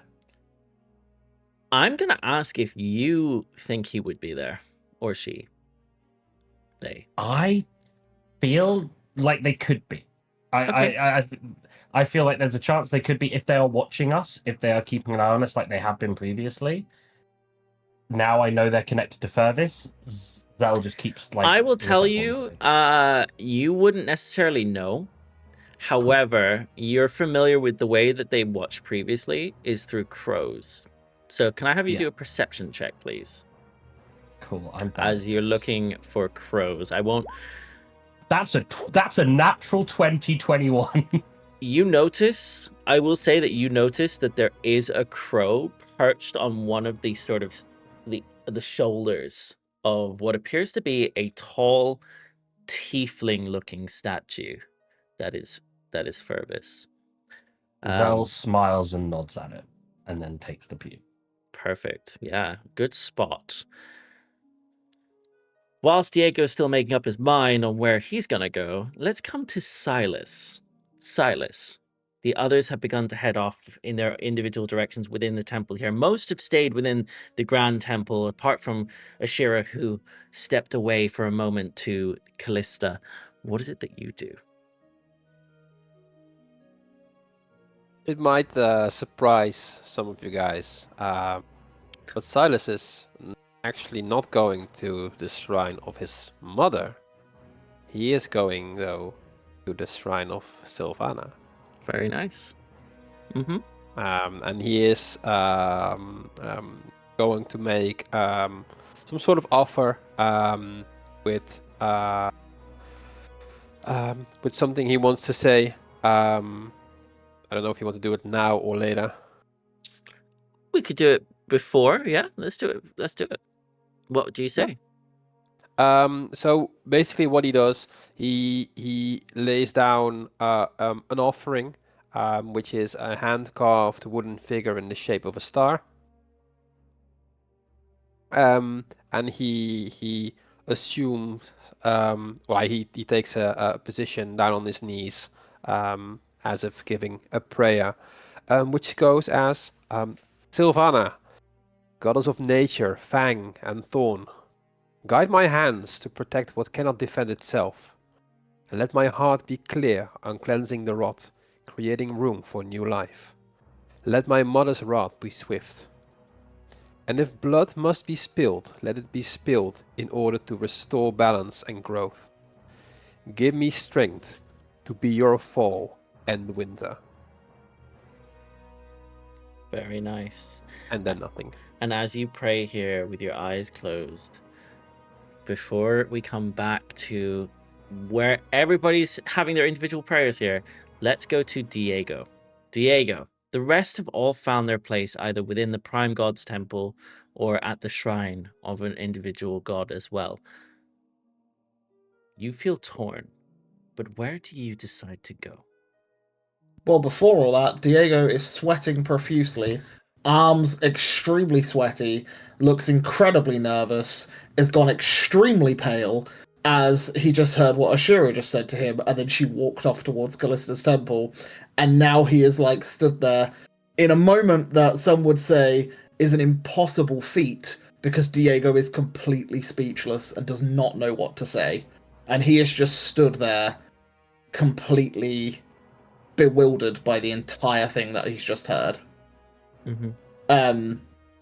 I think it's going to take him a few minutes to actually like deal with that thought. I feel like he can feel the bile in his throat, like at the thought of everything and like the whole situation, as he's like jigsaw piecing the fact that Callista's actually a relative of Ashira's, a very, very distant relative of Ashira's, but still another relative of Ashira's. And there's like this overwhelming guilt that's now starting to cross his mind where he's just like, oh my god, like what have I done? Yeah, I think I he would have takes... reacted if I'd seen it, but I guess I'd already walked away, right? Yeah, I guess so, yeah. So yeah, everyone's sort of like gone, and like as everyone's walking off, he's just a sweat. I think for the first moment that he passes by, notice his hair isn't immaculate at this exact moment. And it's because of the sweat on his brow, and he's like prestidigitations his own face to try and sort himself out a little bit. And then yeah, after a couple of minutes, I think he's very hesitant. Which one's closer, Callista or Luna, to where I'm stood at the beginning, like right at the very front? I would say that where Ashira left you... You know what? No, it's 50-50. You're sort of between the two.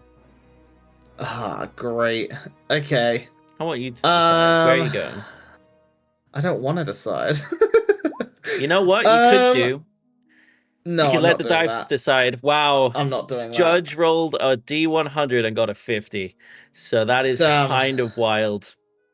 You're 50-50. I think with the thoughts that are going through his mind at this moment, he hesitantly walks towards Callista's shrine. Okay. And as you walk towards it, you see that Ashira is beginning to sort of get into a prayer with this priestess there. But before we Very awkwardly pick up with that, I think this is the perfect place for us to take a 5-minute break. So let's each take a 5-minute break. We'll come back and see what each of you gets up to before we continue with what happens before tonight's meeting. So yeah, we'll be right back. And we're back. So we left off just before we took a quick break with each of you doing different things, each of you going to the different gods. Diego, you decided after a moment of hesitation and I guess a bit of a heavy sweat that you would join Ashira in praying to Callista. However, Ashira, as you were the first one to step forward, you met the priestess at the front who sort of ushered you over. Do as I do, and showed you how to sort of get down to pray, how to clasp your hands together, close your eyes, and think about what it is you want to say, speaking either out loud or in your mind. And that's where I'm going to ask you what it is that you say. What is it that you pray to Callista?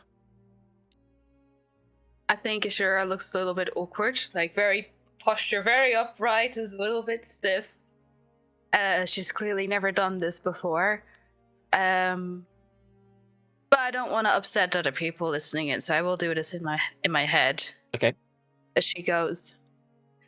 So, do I call you Grandma or Callista? I don't know.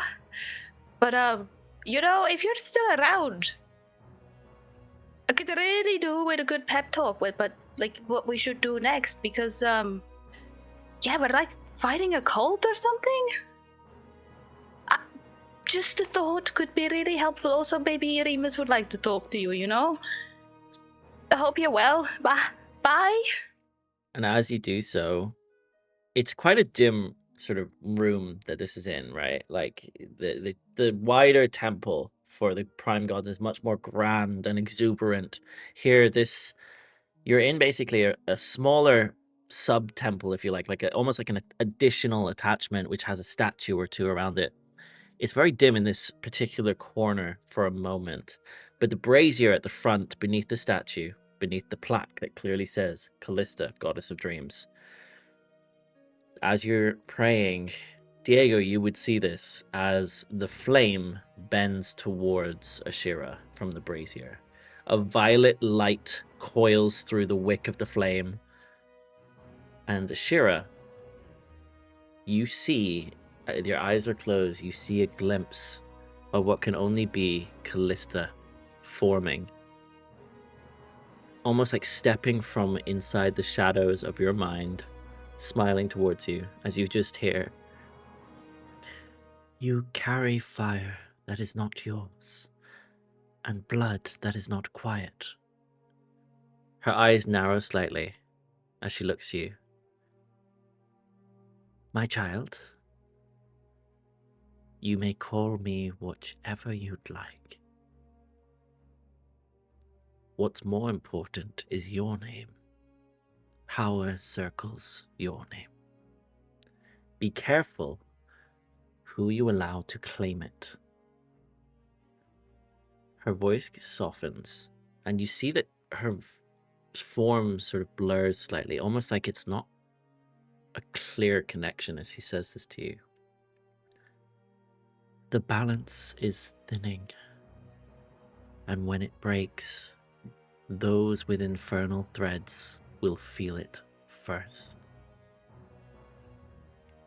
And you feel like she's barely there as you pray to her. What do you mean, feel it first? What's gonna happen to us? The grasp they have on our bloodline is strong, as you see that her form dissipates in your mind, and it's just black darkness again. The flame around you, it's warm for a moment and then cools as Diego, you see this flame, which clearly was pulled towards her, and then it goes back. And you notice that the priestess who's next to her sort of watches this and just looks at Ashira. "She speaks to you, even with the weave fractured." You notice that the others around you begin to bow and pray their heads towards her. Not you, the statue. Oh, Yeah. okay. Just to be, yeah. Just to be clear. Yeah.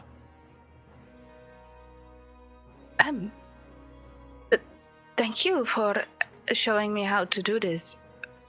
No. We must ensure that the weave does not break. What is fractured can be made whole one day, perhaps. Hopefully the gods answer our prayers. It is in their hands now, as you see the priestess sort of saying this to you. I think Ashira would... She just feels a bit weird about it all, and she's like, "I'm going to go outside for some fresh air." Mm-hmm. Turns around. And sees Diego. Sees Diego. Are you done in here? Do you want to leave? Oh,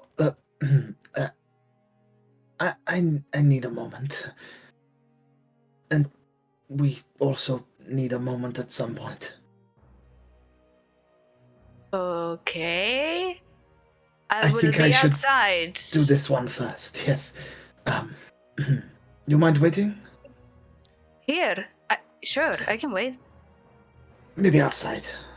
Would be good. I will go outside because I need some fresh air, to be honest. Great. I'll meet you there. Yeah, and you Gotta still... go. I would say you still notice he is a little bit pale, a little bit clammy. He seems a bit awkward as well when like eye contact isn't like it normally is. Like he seems something's definitely on his mind. I think she might notice, but I don't think she'd call you out on it right now. Are there other people in here, or is it just this priestess? There's definitely a couple of people praying towards her, especially because the flame is just burned from the brazier. They're much closer to the statue, and there is some pews, like, I guess, areas to sit and pray before the statue, which is a little bit distant from it. Do the people that are praying here look like they've been here a while, or are they like have they walked in at similar times as us? They were here before you got in. Okay, I'm basically trying to ascertain if I can get a minute alone. Like, how popular does Callista seem in this She's moment? definitely got followers. The priestess looks like she probably spends most of her day here. Getting a one-to-one with Callista, you're not sure you'd be able to openly say, but you did just watch Ashira do it in silence. However, that's not Diego's style. you would have. I'd say if you chose to wait a minute or two, I'll wait. there'd probably be a space. So yeah, okay, we'll say that at least it gets a little bit less busy. Maybe you have the front row to yourself, whilst there's a couple that are behind you, maybe contemplating where they'd go.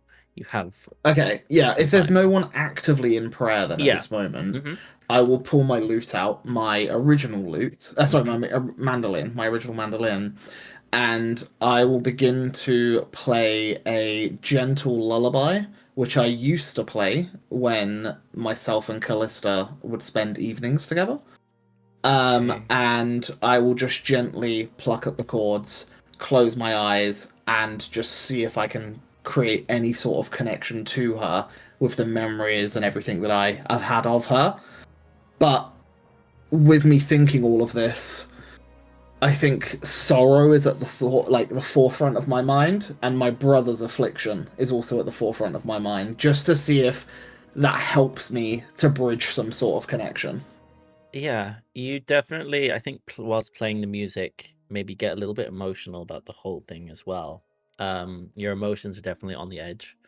And as you're playing this, the edges of the world around you, the echoes of footsteps in the hall and people walking outside, it softens. Sound appears to almost bend, and you just hear the strumming of the instrument. And then as your eyes are closed, you feel as though you can almost hear the colors. It's as though you're sitting there and the music is being absorbed. You get glimpses of purple and navy blues coming across your eyes. And as the color deepens, you hear a woman's voice laughs gently, not mocking you, but just knowingly. Diego, you chase truth like it owes you something. But truth is rarely kind. What brings you here? I'm sorry for troubling your door once more. I befell some real grave news of late, and I really don't know who to turn to. You feel the air ripples around your skin, almost like a swirl of air breezing around you. As you see that she says, you could walk a different path. One where stories shape reality.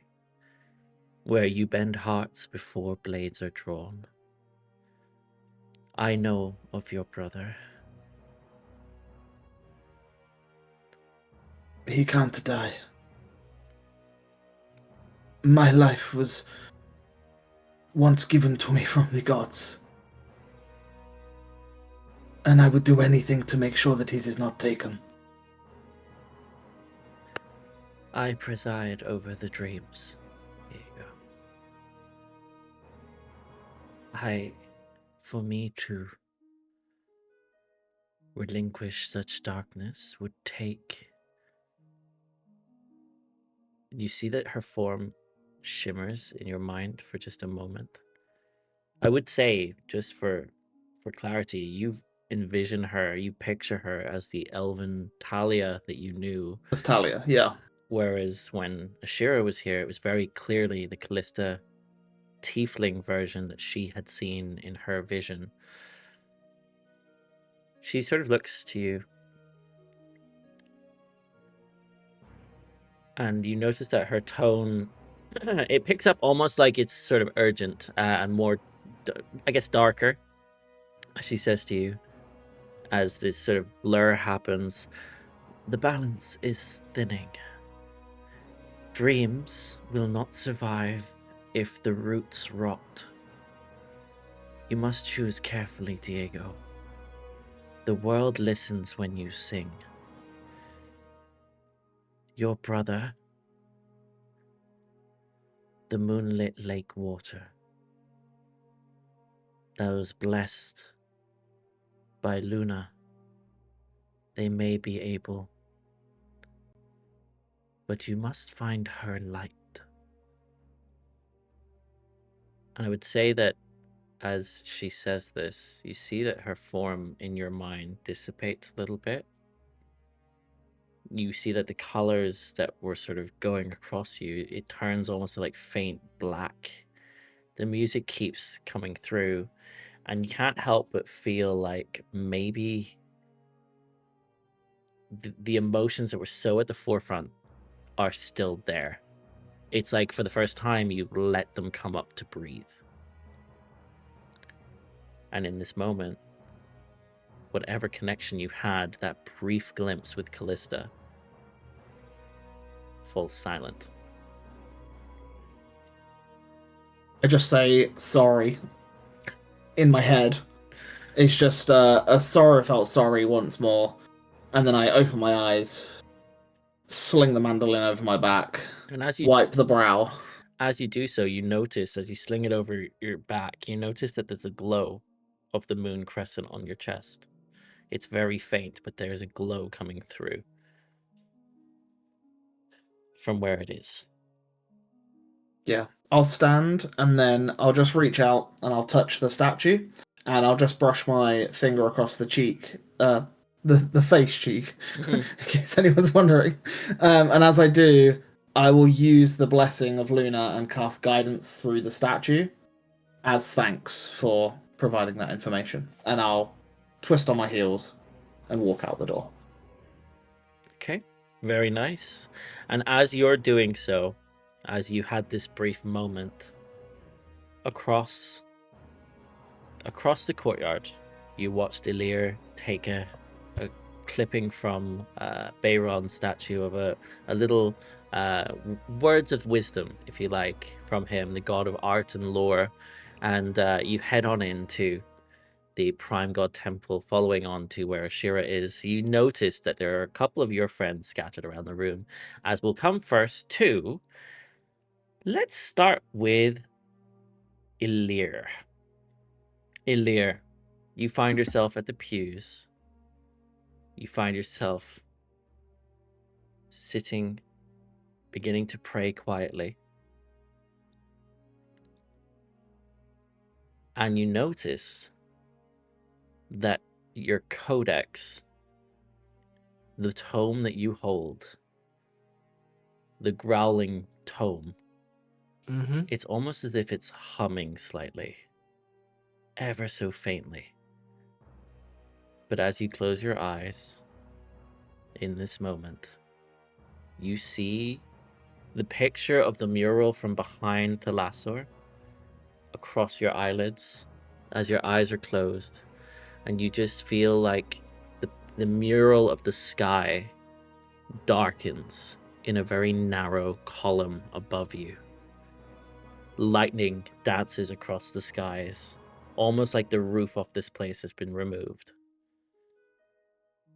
It doesn't strike, but you see flashes as a voice in the distance rolls in, almost like a distant thunder. And you just hear, "Still air suffocates. Storm restores. Wind lashes," as you feel the wind all around you swirling as if you're hundreds of feet in the air with these gales flying around you. They're not doing harm, but you feel it almost like it's measured around you, like you can feel it almost feeling your entire form. Currents shift beyond mortal sight. Something gathers in the high places. You see that there's a single shot of lightning that splits the cloud and then silence before a final rumble. You must be the storm when stone fails. The balance is thinning. And as that sort of echoes in your mind, it just clears up, and the codex to your side begins to silent and quiet as the darkness of your eyelids goes back to black and you come out of this prayer.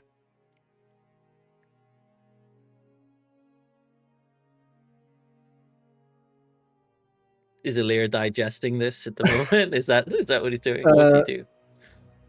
Honestly, don't know. So something spoke to me, or I Something or spoke someone? and responded. Something or someone. As you close your eyes, just you, without even praying per se, you basically went down to the pews. You saw the mural and statue of Thalassor before you. As you close your eyes to pray, you felt the humming of the codex to your side. Before you could even say anything, you were spoken to. I guess he will kind of scrap half the prayer he was having prepared in his mind, and will just kind of respond. Mhm. If memory stirs in the gale, if destiny sleeps within tempest, then guide me where it wakes. Reveal to me truth that lies where storm and quill collide, where power meets wisdom and mastery meets remembrance. Salazar, let your current lift me, let your thunder temper me, let your wind speak through me until I'm worthy to carry even a fragment of the age of masters within my wings. And he kind of opens his wings lightly. As you say that, you hear, even though your eyes are open and you're standing in this chamber, you just hear in the back of your mind that same voice. All but one word. You just hear, Keeper. That's it.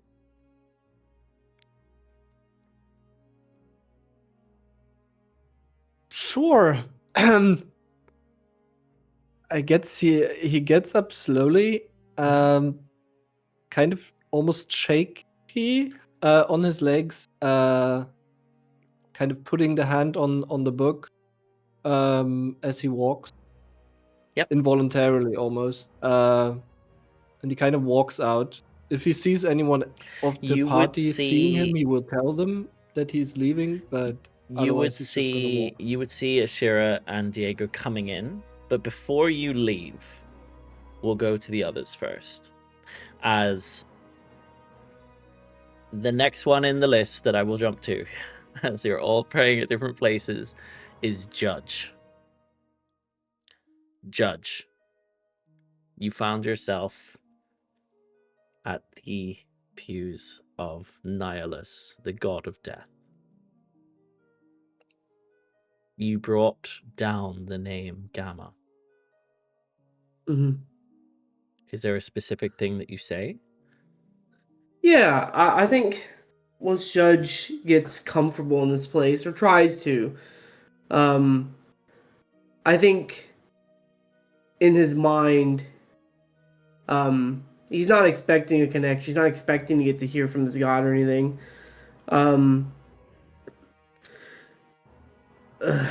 To do what I'm gonna have to do, I've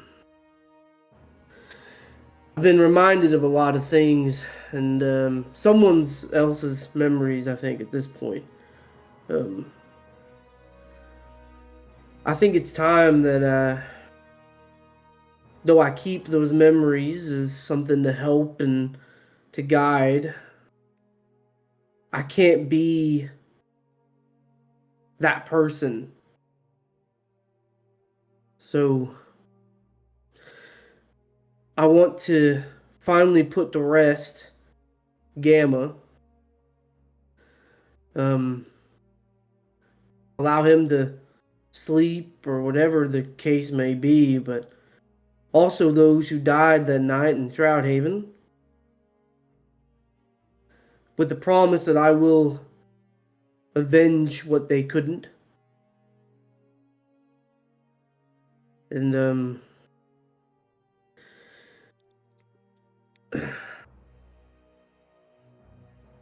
I'm sorry that I guess Gamma couldn't have done it, or whatever the case may be. I just can't be him. And as you say this, I would say that on your way here, you felt that this part of the sort of the temple chamber was colder than it probably should be. It's almost like there's no wind here. It's there's no incense burning. It's as though even sound in this part dulls, and it feels like it's reluctant to linger on this part of the chamber. And as you knelt upon the stone to take these thoughts and these prayers, after you say it, a silence becomes a part of this process. And then it's almost as if you feel a cold or chilling presence behind you. It's not heavy. It doesn't appear almost threatening. It's more like a cold chill, or almost like you've got something like a big block of ice and it's sort of breathing your way. And a voice comes in, not from above or from ahead of you, but from everywhere at once. It's sort of straight in, and you just hear, "You carry many endings. You mistake them for failure. Death is not disorder. It is conclusion.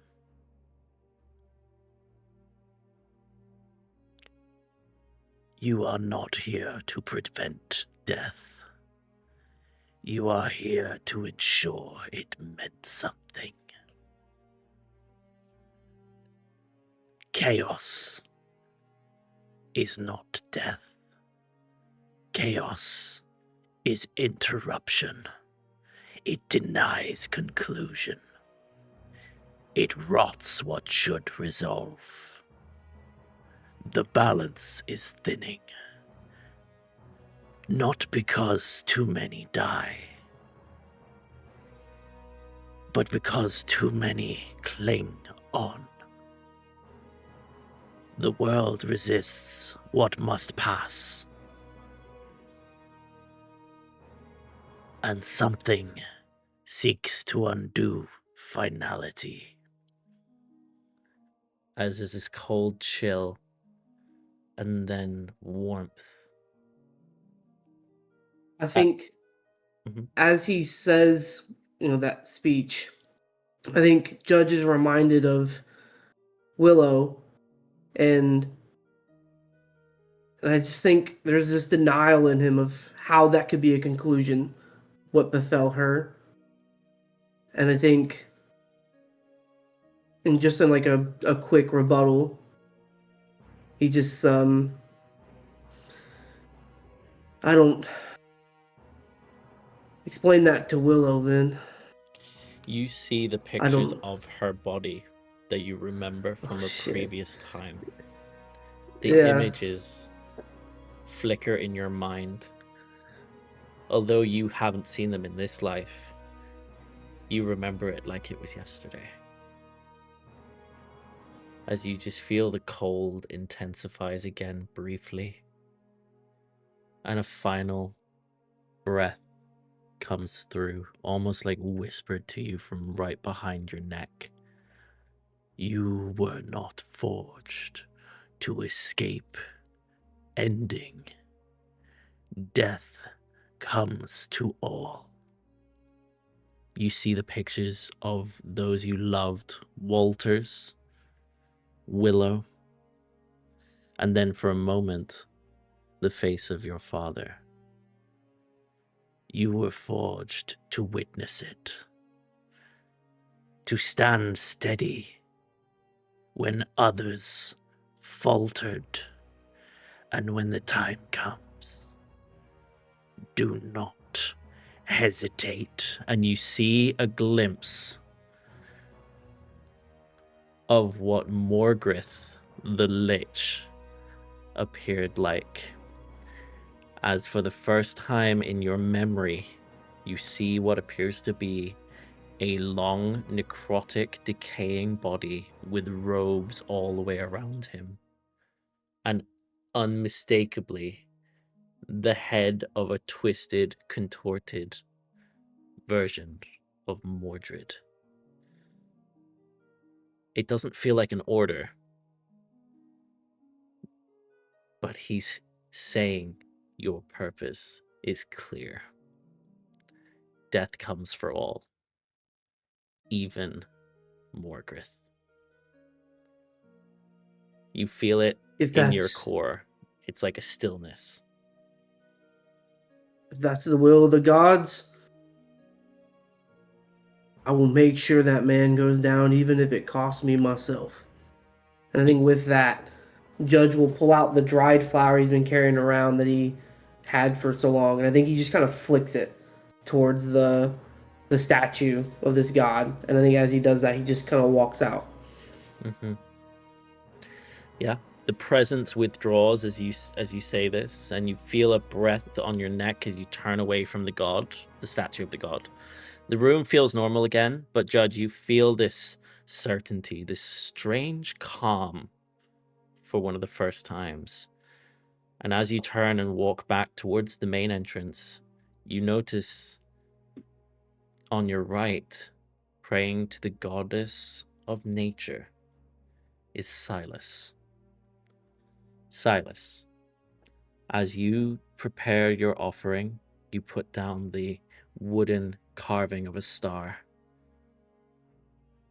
You said your prayer, and as you closed your eyes,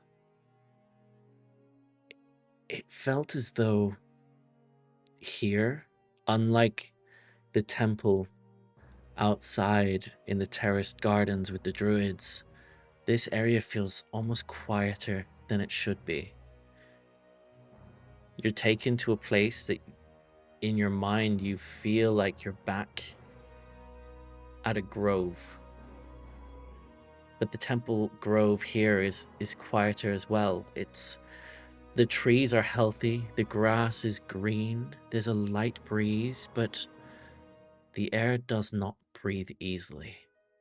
It's as though it's being held. The earth itself feels alive.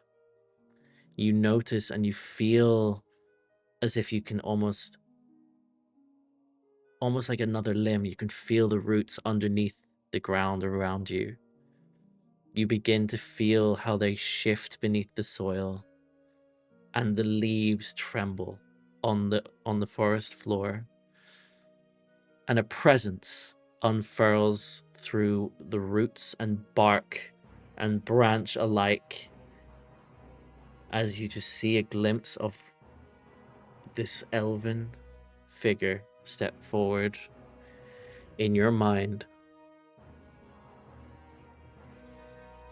You have taken longer than I'd hoped. Her voice is soft, it's not loud, but it holds in this stillness.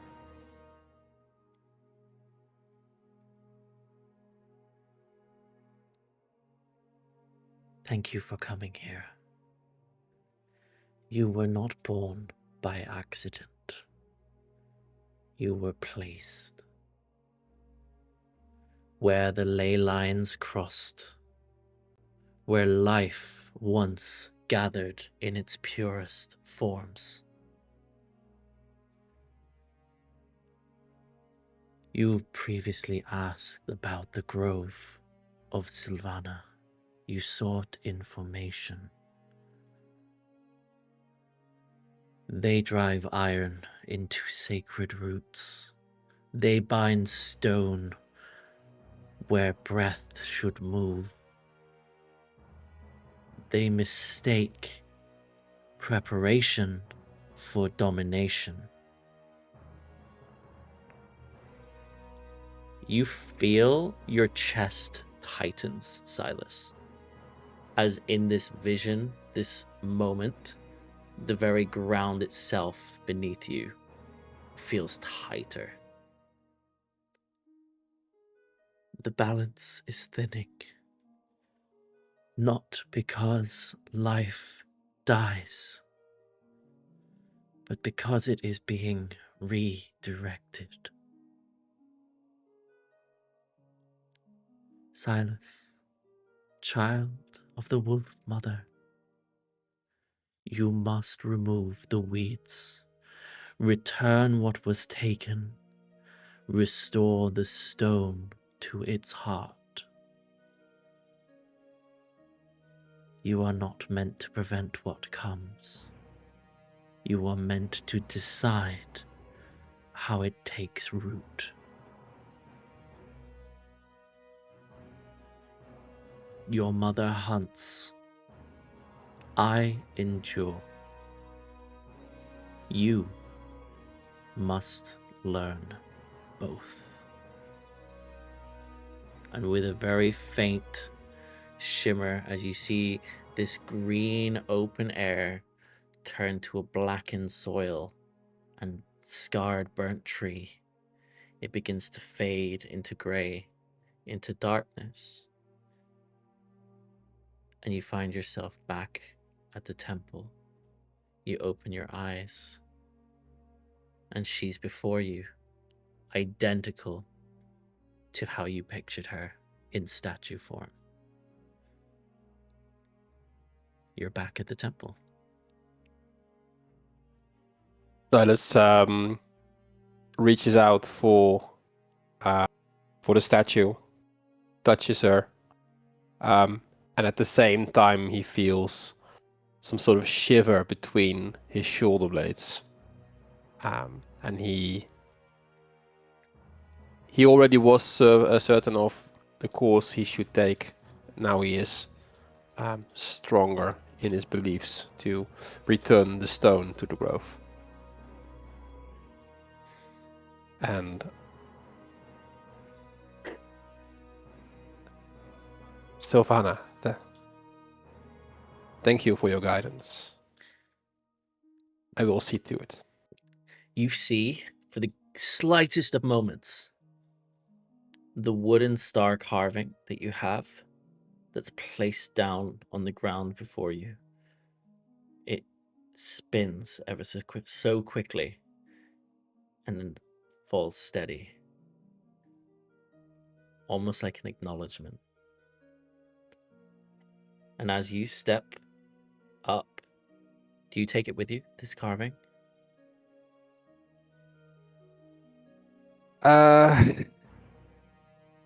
No, because it was an offering. Perfect. That's what I was going to ask. Yes. Yeah. You leave it as an offering. And as you step up and turn around, you begin to head towards the front entrance where you see Ashira and Diego stepping into the chamber. To your left, you see Judge doing the same. You see Elirr on your right, also getting up and moving towards the exit. But what you notice is that past Judge on your left, in a pews that appears completely empty, is one solitary figure. Zelentrus. Zelentrus, as we come to you, you kneel before the statue of the god of chaos, Fervis. You noticed the crow on his shoulder. What is it you do? Fervis, I mean no disrespect with what I'm about to pull out. I am well aware that Varys Carr is your being. But as the prime god related to Azulara, my ancestor, I'm kind of here to talk to her. And I take out the stone and I focus on it and say,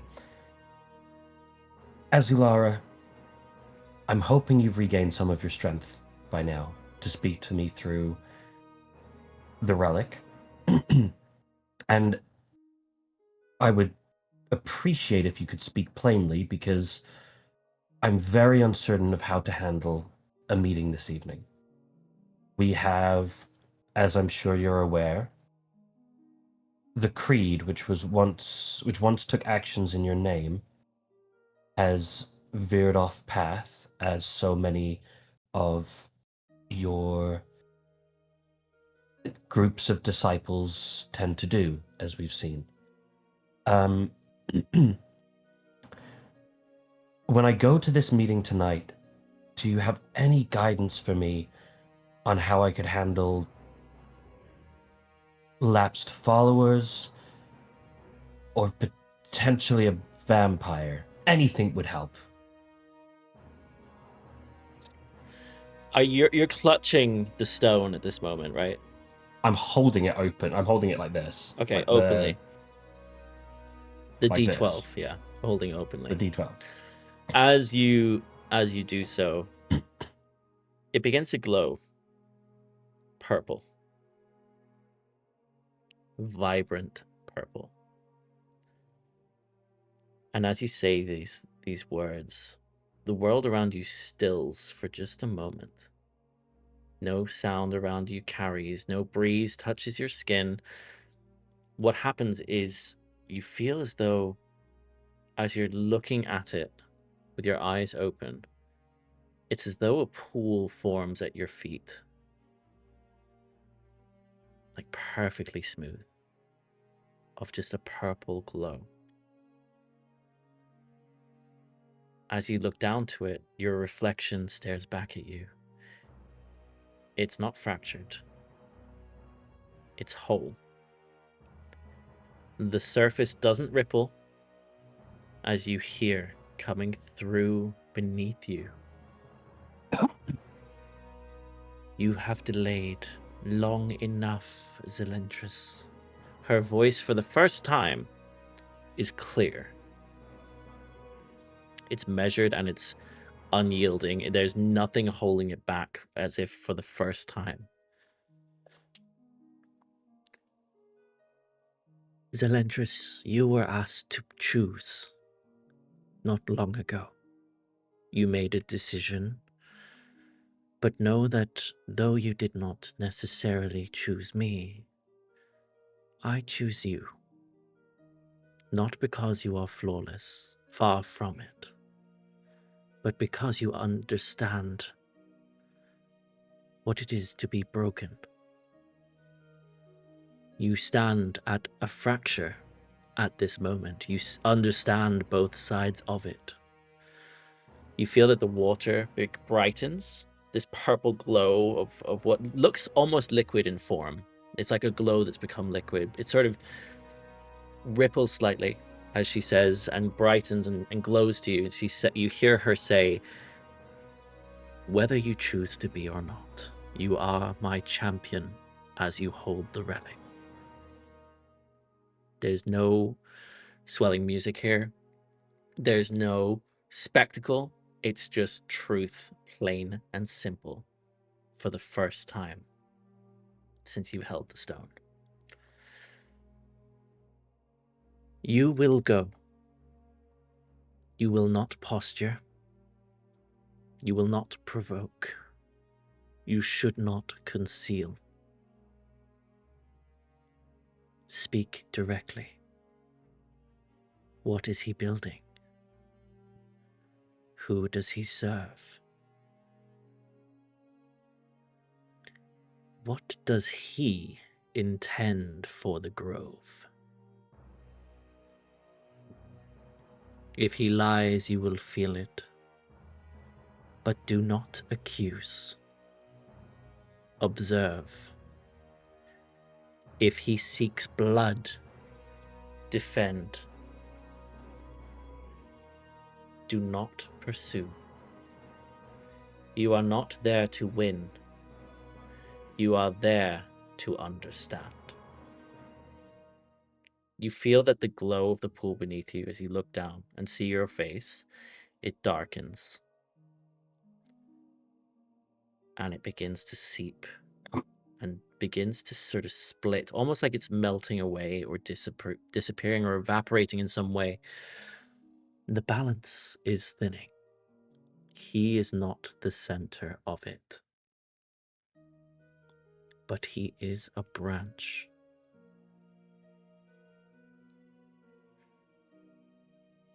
You must stand without fear. Stand without pride. Stand without hatred. If you allow anger to guide you tonight, you may lose more than control.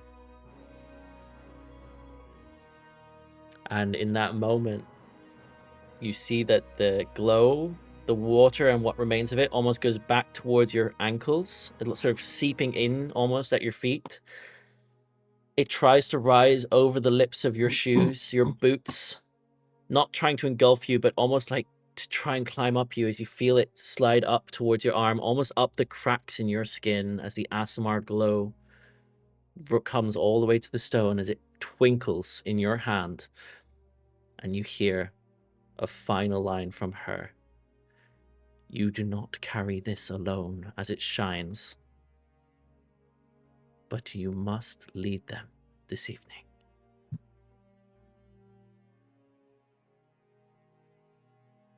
The pool recedes, the world returns, and though you weren't necessarily with your eyes closed, around you, no one else noticed the glow. This was all in this moment to you and you alone. The statue of Fervis stands before you. What do you do? Zal nods, extremely grateful for the very kind of clear instructions and answers on how to handle the meeting. Well, cheers. But that's the feeling that he's got. And then he puts the stone away and just says, he kind of nods knowingly to the stone, but then also nods knowingly to the crow and just, thank you, Fervis, for allowing that. And turns to walk away and join the others. As you say this to the statue, I'd say that there's a brief moment where Zell probably half just sees if there's any sort of response, just in that moment. But it's very clear to you that there is none. It's Cool. very clear that this is a statue, and unlike where every other part of this hall has someone sitting in their view, in their audience, this god does not. And as you turn and walk back to the others, you all find each other in the center of the hall. Diego, as you stepped in with Ashira and you see Ashira ahead of you and she's just got in before you, you see the different gods around you, including Luna. Is there anything you do? If I'm 100% honest, I'm so confused with what Callista actually said to me that I don't know. I don't know what Diego would do because I don't really understand. I feel like, and you can tell me I'm wrong, I feel like what Callista was saying was, bro, I'm the god of dreams, what are you expecting from me? Use Luna's water. It's the sort of vibe that I got, but I could be completely wrong. I'm glad you got that, because that is the vibe she was giving off. Right, okay. Okay. Almost like a, I can't help you. Right, okay. Well then, in that case,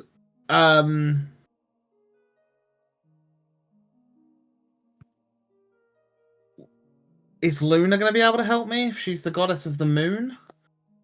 I don't know. Maybe I should go to the goddess of healing? Nida is in this building. Well, she's next door, but she's in the wider buildings. Diego seeing that everyone is gathered, because that's what you've said, right? Yep, they're sort of coming together, walking towards each other in the center. He'll follow the group. Okay, cool. Can I ask one quick bit of clarification? Of course, I will try my best to help you. What does he intend for the grove? Was that the grove or the estate?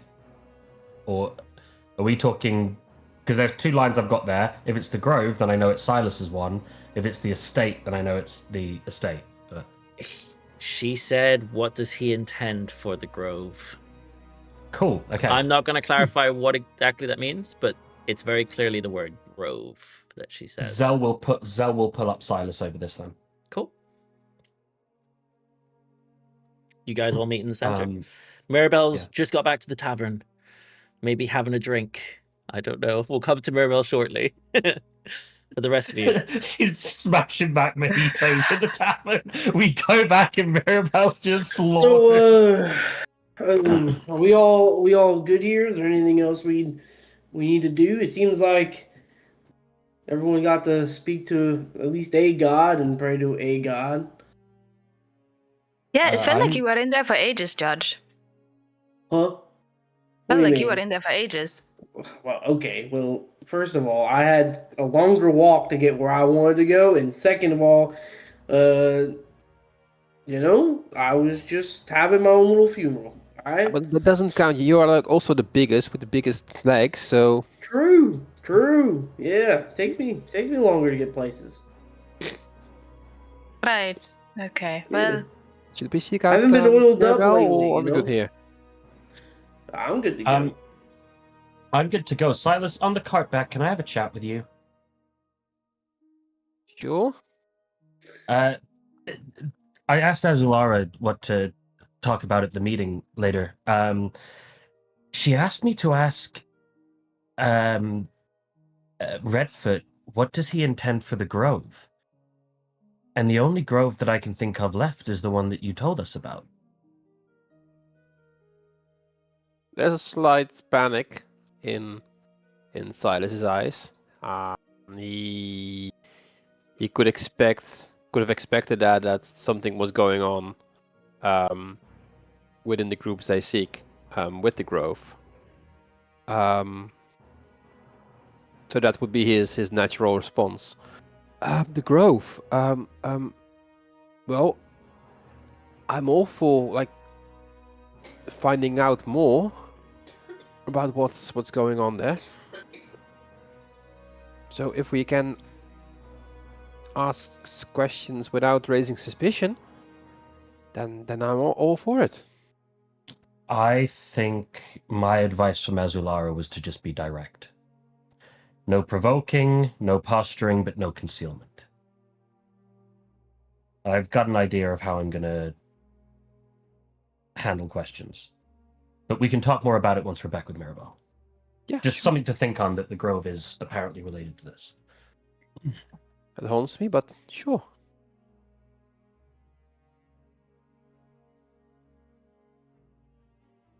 Perfect. So what do you guys do? I just I'm gonna make get eye back to- contact with Diego for a second just to see if, like, is now the time he wants to speak? Like, what vibe is he giving? I think because we're all together, he's like trying to put on a face, but he's still pretty. I think he's still taken aback from the whole conversation and potentially whatever just happened in that room. He definitely seems more distant, I would say, during this conversation.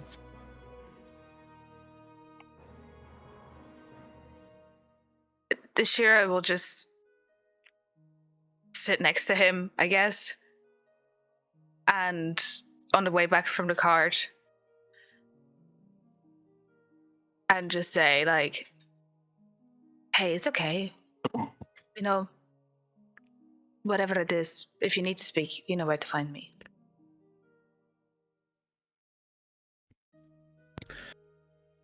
There are a lot of things going on at the moment.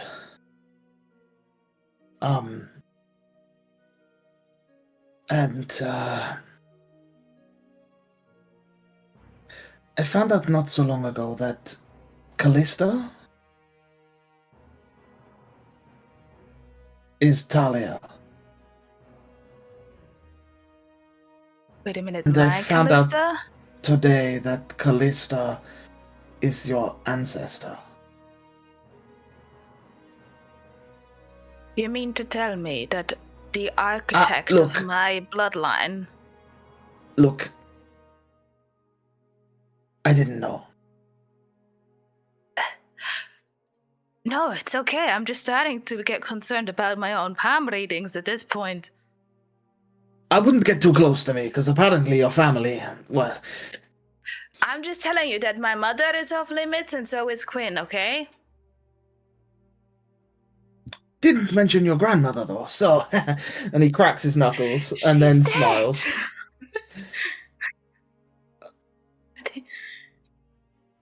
Oh, yes. No, you're right. That's my bad. I let you off this time, but I don't know if I should slap you in the face or high five you because, like, we're friends. I wouldn't high five me. No. Well, I would have if it wasn't my great grandmother. But No. look. No, what? No, yeah, no. Slept with a goddess. That is high five worthy, Diego. You would think so. Yeah, you're clearly not comfortable. Look, maybe you guys need to talk, but this is, I don't know how to say that I'm okay with it because you don't need my approval, but I'm okay with it. Don't be worried about me. That I am grateful for. Thank you. Yeah. And You're as welcome. the carriage, are you guys heading back to the carriage now? I thought we were in the carriage, as but well. Okay, Yeah. yes. As you guys are in Yeah, the I think I carriage know. on your way, I'd say, I just want to double check we're in the carriage. As you guys are, yes, Elirr, Elir's not in the carriage. before you got I in the think we'll- carriage, Yeah. Elir's fallen out of the carriage. before you got into the I think carriage, yes. I think Elirr is just gonna be kind of a bit out of it, and at some point during the carriage ride, just fumble in his pockets and notice he still has the note he picked up from Baron, He does. and just kind of starts reading it absentmindedly. Whatever it's gonna do. Cool. Yeah, you read it, and it says, as you unfold this note from the god of art and lore's sort of area, where there's a bunch of different ones. You said it reads, "Yesterday is history. Tomorrow is a mystery, but today is a gift, which is why they call it a present. The present, rather. It's basically a fortune cookie, but anyways, you've managed to get this note from the temple of where the statue of Bayron was. Yeah, you open it out, and as you're reading through this, I'd say, Elirr, you notice it very quickly that, and all of you would notice this, there's a pitter-patter on the roof of raindrops as it's beginning to rain, ever so gently, on your way back. As you guys pull up to the tavern, each of you hops out of the carriage to see that it's gently raining above you. There's clouds covering the skyline. It's about 3 o'clock, 2 or 3 o'clock in the afternoon now. It must be 3 o'clock. 3 o'clock in the afternoon as you step out, and you see as you enter, there's a couple of people in the tavern, including Mirabelle. And at the counter, waiting next to Sophia, is Milsey, Bruck, and Coppin, Diego's friends, who you asked to go investigate the warehouses the other day. As they turn around to see you, Mirabelle, and the rest of you walking in behind, almost simultaneously together, they wave you down.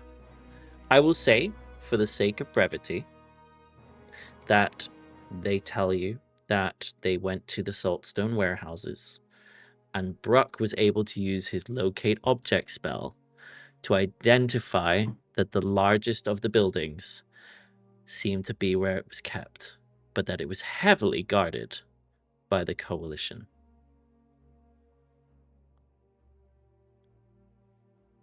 The whole of the buildings there are all guarded by Coalition. But the building the Blacksteel's in is heavily guarded by the Coalition. Correct. Yeah. So would it be a warehouse owned by someone, or is it just warehouses that are owned by the entire city and it's like a... It's more likely to be a large warehouse that's almost like a distribution center for the city, rather than a privately owned warehouse. It's like a very large one that houses multiple different things. So it's like a postal kind of warehouse. Yeah. It's like a large warehouse with multiple different... Well, it's sort of like the main distribution center into the city. Okay. And this would be the storage place that either things get put into before they're shipped out, or things that are shipped in would stay before being dispersed through the city. They mentioned to you that there is a heavy Coalition guard presence in that side of the warehouse district, specifically the building with where this was pinging from. So they wouldn't have lingered, as you told them not to do so. But they can confirm that it is coming from there, and there is a direct ping, so to speak, coming from that warehouse. So you said the building that they got the ping from is like the city owned building, like it's something the city. It's one of the city's largest, basically Coalition buildings. Okay, yeah. Do we remember or would we know which council member is in charge of that? Maybe that kind of that thing, like public distributions and stuff like that. Is there a postmaster general alongside the spymaster? There isn't a postmaster general. However, you do have somebody who is the head of trade and commerce. Yeah. Which one was that again? Called Aurelia. Beth Jesus. Aurelia Ember. The Ember. Yeah, okay. I will, because I don't think some of the others might not have been in the council meeting. I'll just say that name as that's the person in charge. And that's the one that we were told by the council lady yesterday who's sus. Yeah. So I'll just kind of confirm that. Yeah. It also matches the information you got from Varys as well. Mm-hmm. If they are smuggling the black steel, why would it be ready for shipment in the postal room? Because It's well, one of the things that we learned from the butcher is that it's not the black steel isn't just limited to being used here. There's a very high likelihood that it's being shipped off to other continents.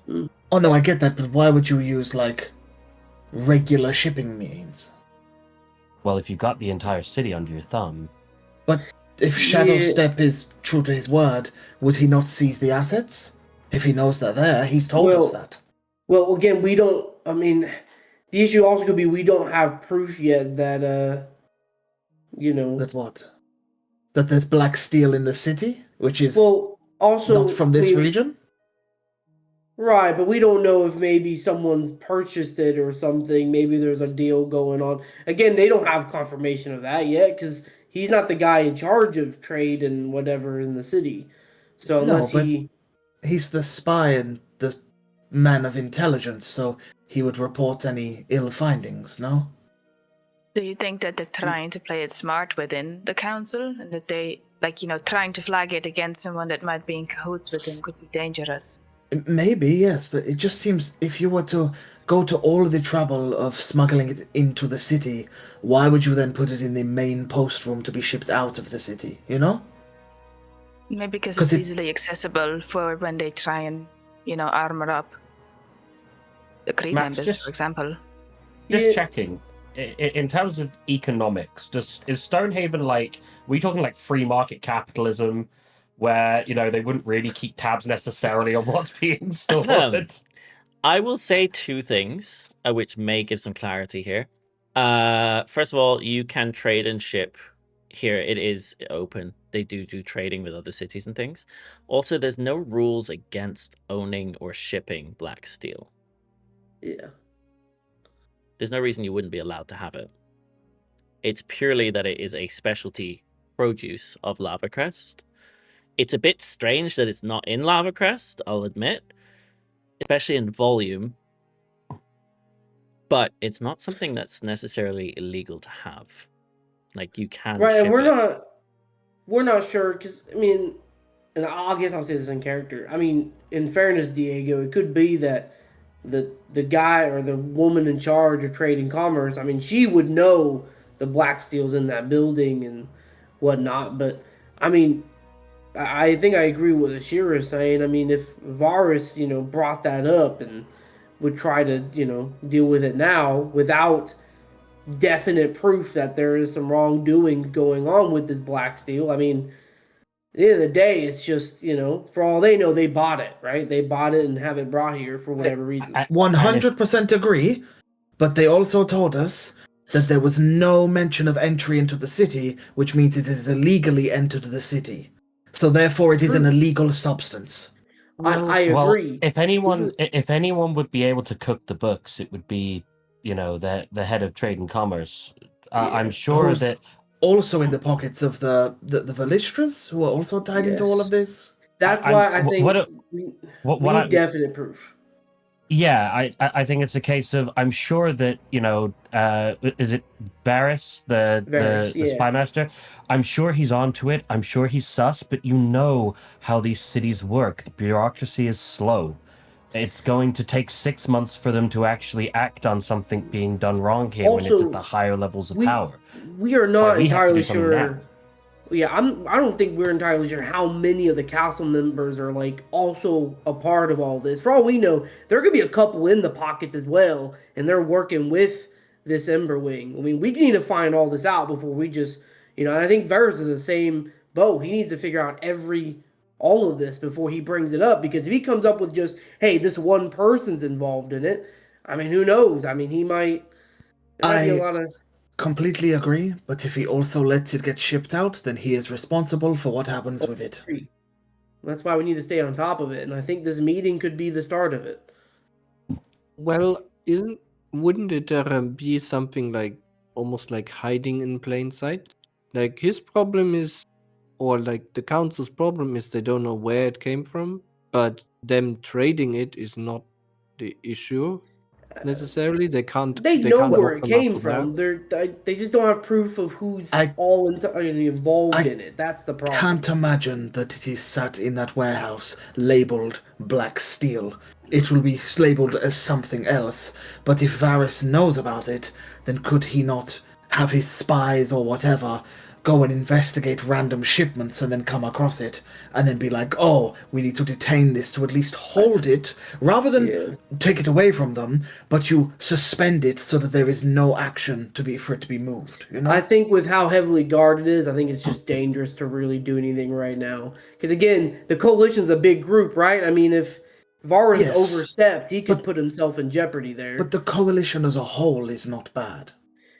Right, Individuals within it are. But all we know, what if the coalition doesn't say, hey, Varys is doing this, he's overstepping, we need to arrest him? I mean, who knows how bad this has gone, right? We don't know the depths of the corruption in the city yet. We're still kind of on the outskirts looking in. We need to kind of get into the root of it and really discover how deep this goes, what's the, how much of the coalition's involved, how much of them are still dedicated to I mean, again, it's like with the last group we had in Love. So we go to the archives. I agree. Yeah, I agree. The archives Tomorrow, is good. yeah, we do the archives. Go on top of what Judge is suggesting there, and I know you want to say something as well, Ash, but if just because the rest of the coalition is good does not mean that they would side instantly against their own without proper evidence. I'm sure that if Varys made a move, the coalition initially would go, well, we're going to protect our own and deal with the evidence side of things later. I can understand the logic behind not making the moves. I mean, we've been extremely cautious previously with how we do things. But Ash, you were going to say. Yeah, it's going to be a stupid idea, but I was just thinking, we know where it is, and maybe Varys knows where it is, but could we not give like an anonymous tip to the coalition or whoever should deal with this? That's not the trade lady, to say that we know of like a bomb that is illegally made its way into through the shipments. And then they have to go through every single container, and they will very quickly find out that whatever is labeled on those containers is not actually what is inside. Surely that should launch an investigation. No, I agree, Ashira, but again, we don't know who to give that info to. Again, we're not entirely sure who we can trust yet. Until we get to the root of things, I think we should keep our cards close to our hand and kind of see, what we can figure out. I mean, we have a lot of things we're about to discover here. We still have this meeting tonight. We have Jinglethorn coming in. We still need to check the archives. I think for now, we keep our cards in our hands. Don't be dealing things out too early, because who knows, right? I mean, and then once we get a concrete, hey, this is what we know, then we can discuss how we want to play it. How about anyone else? Anyone else got anything they want to add? Are we considering that maybe the city confiscated this black steel in order to make it legal into the city, and from there sell it as some sort of money laundering system? But then the council would. Looks like you just found it out. But then the council would know that black steel was in the city. Yeah, but if they don't ask questions on how it got there, because someone confiscated it. But that lady, she could have confiscated it, but she's keeping it there for her talent intertwinement. Which, if that is the case, and Varys now knows, it implicates her as lying, and therefore, during the council with you lot, they said there was no mention of this being in the city, so therefore she's just completely outed herself and should be arrested at a moment's notice. Unless the whole council is corrupted, I doubt they would allow this. I mean, especially if, and also, I would just like to point out, they would have immediately silenced our group if they knew we knew what was going on in the city. And you would have never come out of there. Yes, they would not have allowed us to stick around and do what we're doing right now if they were all corrupted and knew that we knew the truth of what was going on. Like, it'd be a big problem. Varys would not be informing us that he has found it as well. Yes, Varys would not be on our side with this. The DM Sounds is like a making love hearts to everyone. No, you guys just putting jigsaw pieces together. It's interesting. Sounds like we've got a lot thought about. Mirabelle, Elirr, do you have any thoughts?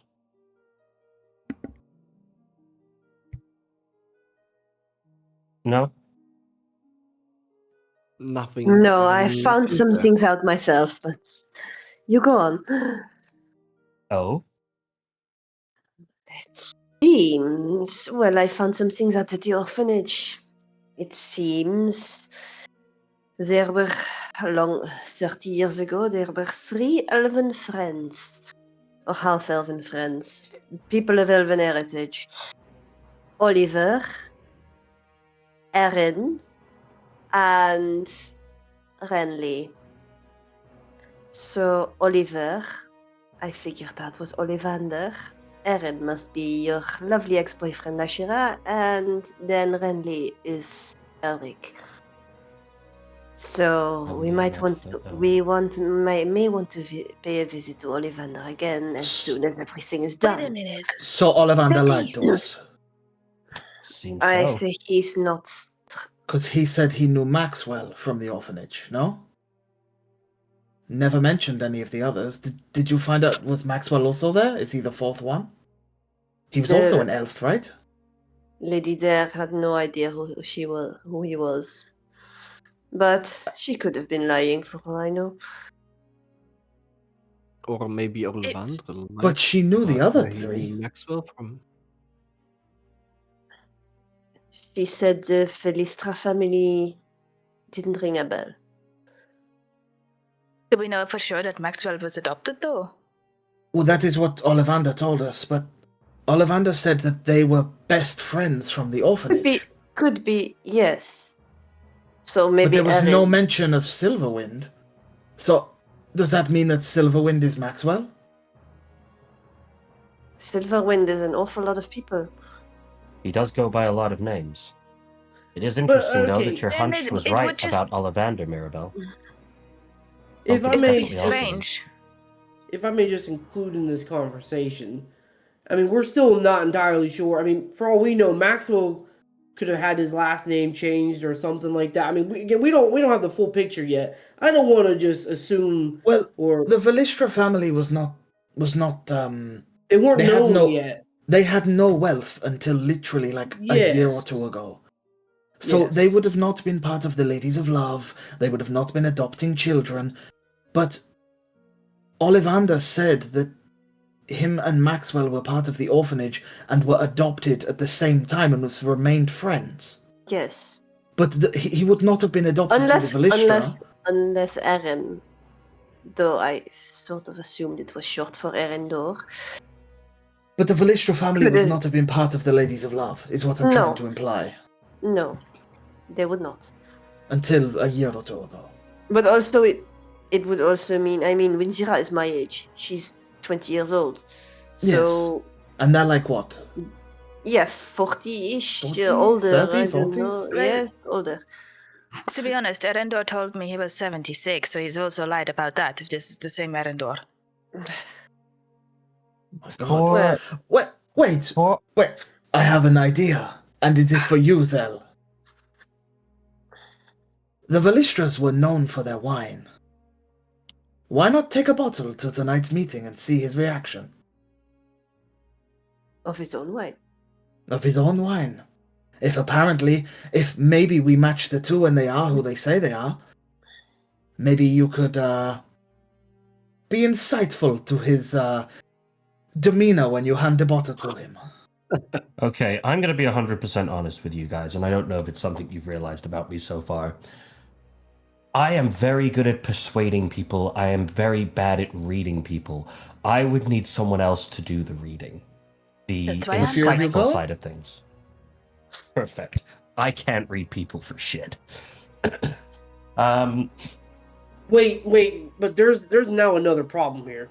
If Ollivander did lie to us, and he now knows that we are questioning about Maxwell, don't you think Ollivander is going to report to Maxwell that we are now onto him They and already be know. involved? They already know anyway. I think there's 2 potential outcomes for this. Either Ollivander knows, and we go to him, we turn the screws a bit, and someone follows him, and he will inevitably blab because he doesn't seem to be all that,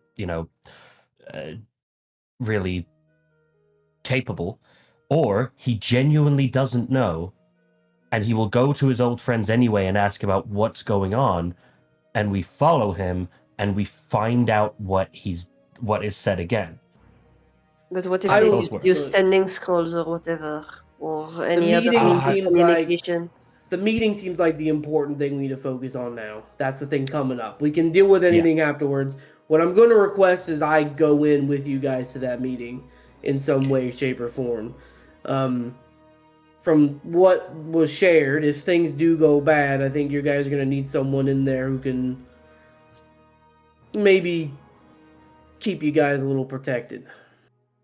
I will share what Azulara told me for the meeting, and you guys can decide if you would like to come with us. I don't know if Lon's talking to us or because she was looking at the camera. No, I'm talking. Oh, okay. Yeah. Cool. So, long story short, we're not to posture, we're not to provoke, we're not to conceal any of the truth.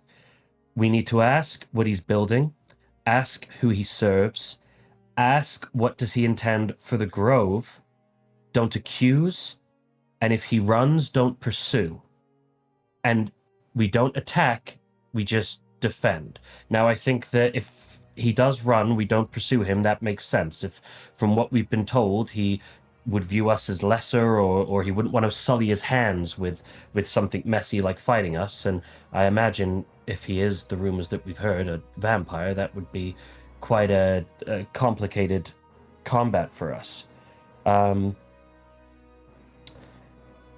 They mentioned something about the balance thinning, and how So he did was not Callista. And so did Celestria. As did Sylvana. Every god has probably mentioned about the balance thing. I mean, No the one balance. told me listen, that. listen. We all know the balance is kind of going up in the air right now. I mean, with the revival thing kind of being messed up and all these other things going on. I'm not gonna lie, it does seem like a lot of it's affecting the gods. So Well, I was told that if it inevitably breaks, that the infernal heritages will feel it first, whatever that means. My clock is ticking, it sounds like. I was told that he's not the center, he's a branch. also, if something happens to the gods, does something happen to me? I mean, I'm literally a creation of them. Hey, if the gods you go and away, me, do I Judge, go away? We're out. Hey. Like You and me are I'm just out of here, I was- 500 type of thing. I was brought back to life by them, so maybe I cease See, to exist. that's what I'm too. saying. I might just be gone all of a sudden because I can't live without the gods letting me live. The last thing that construct. I'll say is I was warned, don't bring my anger, don't bring my hatred. I am simply there to understand this evening.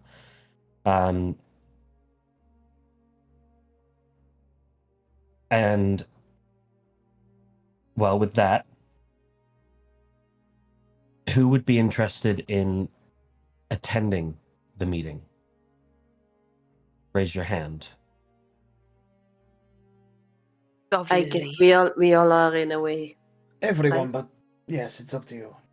Okay, so I don't really think there's going to be an issue with numbers between, 4 visibly or 5 of us.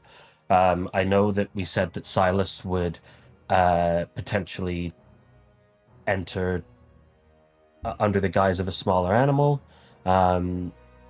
I will summon the vestige shortly, and that can go with you, Sylas, and will be under your command. And anyone else who wants to come in comes in. I say let's get prepared. And whoever doesn't come in, if they lay low, I can get a connection with you. So you know if you have to come in. Personally, I don't think I'm much use at first, so if you can, if I can wait outside and you tell us whoever else is waiting, yeah, that's good. I can connect with you, Elirr, yeah. I can do it with another person if anyone else stays with you. Or with Sylas, maybe. What? How many people do you want in there, Zel? It's your thing, right? If you feel you have something to add to the meeting, come in. If you feel as though the only thing you would be adding would be a number of bodies, then wait until called in. I mean, I'll offer my services either way, but I don't think I have much to say. I am more of a, if things hit the fan, I'm there to make sure you guys don't get, well, if this is a vampire, you guys don't get bit. We're not there to posture. We're not there to provoke. I think that the definition of bringing in a massive bodyguard could potentially fall under posturing.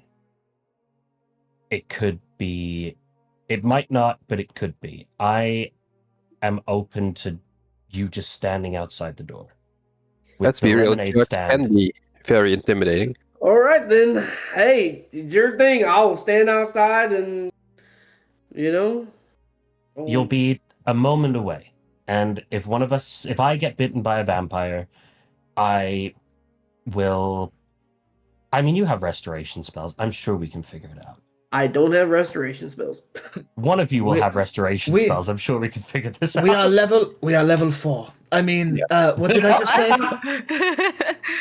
say? Mirabelle, you haven't said much, but I would think that you'd want to come, right? If this is Silverwind's boy. Of course. I mean, maybe I can, tug his heartstrings a little. Say his mother misses him. I mean, yes, well, you know what I found out. But I don't state evidence per se, but yeah, I still hope it helps. We think that he may have killed his own father. I don't know if that's good or bad to mention. Probably bad. I think that would provoke. I don't think we should mention it. No, it is more like a heads up. We'll play it by ear. We'll see what happens. Do I know what kind of creature? Should I send a message to Lady Silverwind beforehand, or should I wait? Maybe wait. Yeah. In case she panics and sets something off in the city to intervene or something, who knows? Yeah, but she could be available to... Well, maybe not from the distance. She's also in Silverwind, so are you going to use the sending scroll? Well, about that... I may have given that to the lady at the orphanage. Sorry, Elirr. But I thought it could be useful if he hears anything, if he learns anything about the wedding or anything, and she's gonna shoot me a message. Also, something regarding. She knows how to use it? Yeah, she does actually. I mean, she said so. What? Okay. Well, the people in this city are crazy. Fair enough. I guess that's the plan. So, the people not going to the meeting, what are we doing? Finding a tavern nearby, having a drink? Getting a lemonade stand? Yeah, what about the lemonade stand? I think the lemonade stand makes sense. So, just to the confirm, dilapidated building. a human, a warforged, and an Aarakocra are going to run a lemonade stand outside of the dilapidated building. Why not? It's the graveyard, yeah. You could cover the warforged, but I think the Aarakocra and the what do you mean by cover? What do you mean by cover the warforged? Also, this is my specialty, by the way. I could try to sense in there before you guys go in to see if there's anything different. Also, Zell, I can give you a buffer for at least 10 minutes. That if, let's say, you do get attacked by any of those creatures, I can make them have disadvantage on you for a bit. So that would be useful. I could do that kind of stuff. I just need to, when we get there, I need to sense it and then see what's going on first. Are you going to be okay fighting potential Creed members if they turn hostile? If they turn hostile and I can't break through to them, then I don't think they were my Creed members. Guys, I haven't told you this. I have bought this powder, that makes us all invisible for a few minutes. Should we all want to come out and run away, if you stick close to me, I might be able to get us out of there if things go haywire. Just an idea. Another thing, actually, if we're on the subject of items, Judge, if you want to be able to get in quickly, do you want to borrow my boots for the evening? The boots that allow you to teleport places. Yes. Oh Because yeah, I have love that. I have the spell, so I can- also have a way to get you in there quickly if you need it. Oh, do you? Have you ever flown before? No, I've not. Either way, actually, It's a technically, dilapidated building, so technically we'll I go have. through the roof. Technically, I have flown before, just not in this body. Oh, then you'll know what to do. Great. Yeah, I mean, I can carry you in with me. We can go in together. Oh no, you and Elirr fly. I will ride on your back like a surfboard. Like Exactly. Yeah, you can ride on me. So you need the boots or like not?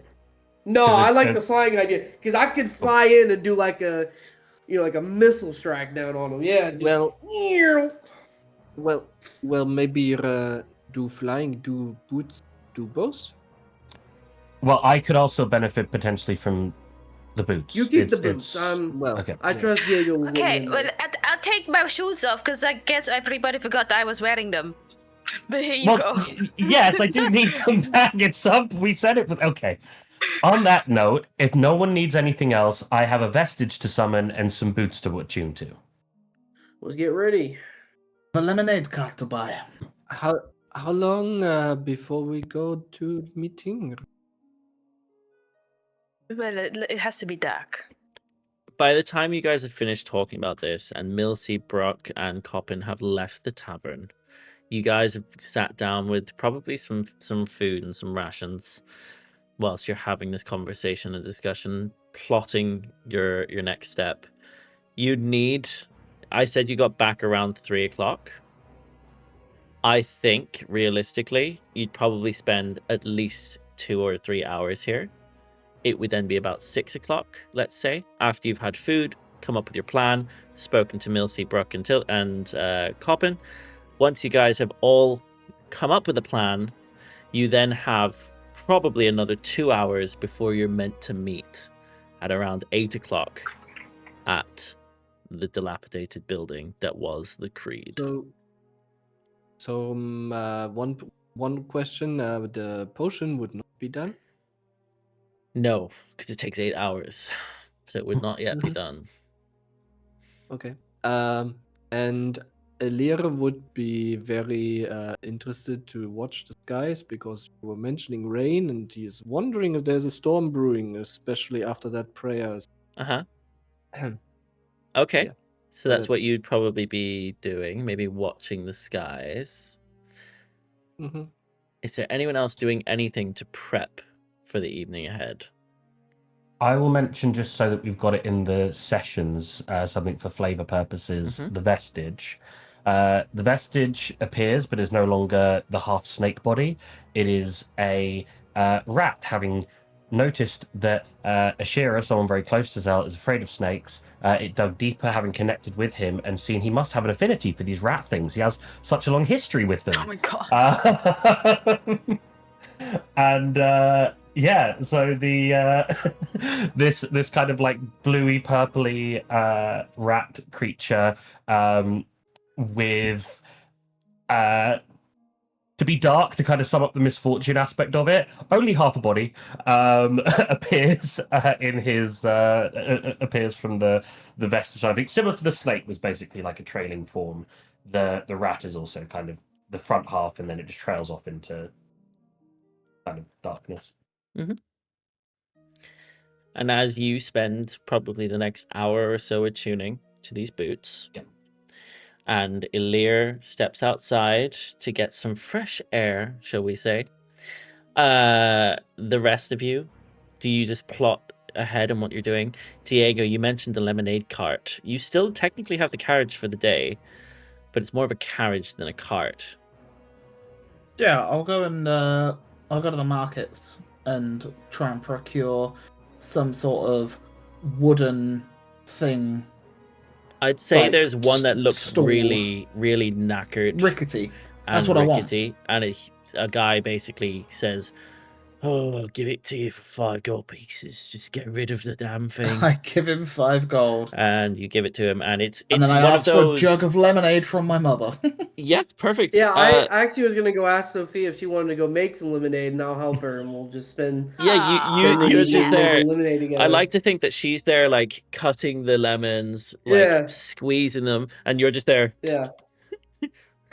Yeah, I just crush it in my bare hands. I'm doing it in front of her, trying to show the biceps and the triceps out. Just, All that wiring, bro. Just all that wiring kind of pops a little bit. I go and get a yellow suit as well because I want to be the lemon man. So I'd say my, you have one upstairs, maybe more of a costume than a suit per se. It's like it's a suit, but it's yellow. It's more like a performance outfit. It's a custard yellow. Okay. It's a custard yellow with a yellow tie with a little lemon on the end. Diego would definitely own that. Yep. Yep. Cool. It was my dad's. Oh, It was my right. dad's. Yes, from when he was a lemon salesman for the Coalition back in the day. Cool. Yes, I would say you guys essentially gather all the different bits and pieces. Before we come to a close today, Elirr, in this time that you go outside, what is it that you're doing? Are you watching the heavens? What is it that you notice that there's a light trickle of rain and there's cloud cover above you. It's quite busy on the streets. There's carts and carriages going around. Diego's gone into town to go get a cart. He isn't wearing his yellow suit, but you've seen it because he's got it ready on the bed upstairs. What are you doing? So this is like still a while away. You've got probably about an hour to kill before you need to so like get ready and group up and go. Would Diego be heading towards the Grand Bazaar, or? I would say, I mean that it could be a place you buy a rickety thing. It is basically a big marketplace, so maybe it is where he would head. Diego, would you go there? Wherever I think the closest one would be, as Stonecarver's Rose True, around the corner, you would go is there. probably where I'd go. Yeah, you'd go there. Yeah, but you'd be at least walking that direction, I guess, for a brief moment. What does Elirr want to do? Yeah, he would just try to find like somewhere he can be a bit more higher up to just watch the skies, like maybe even something like a platform of sorts. He can I would say sit or stand.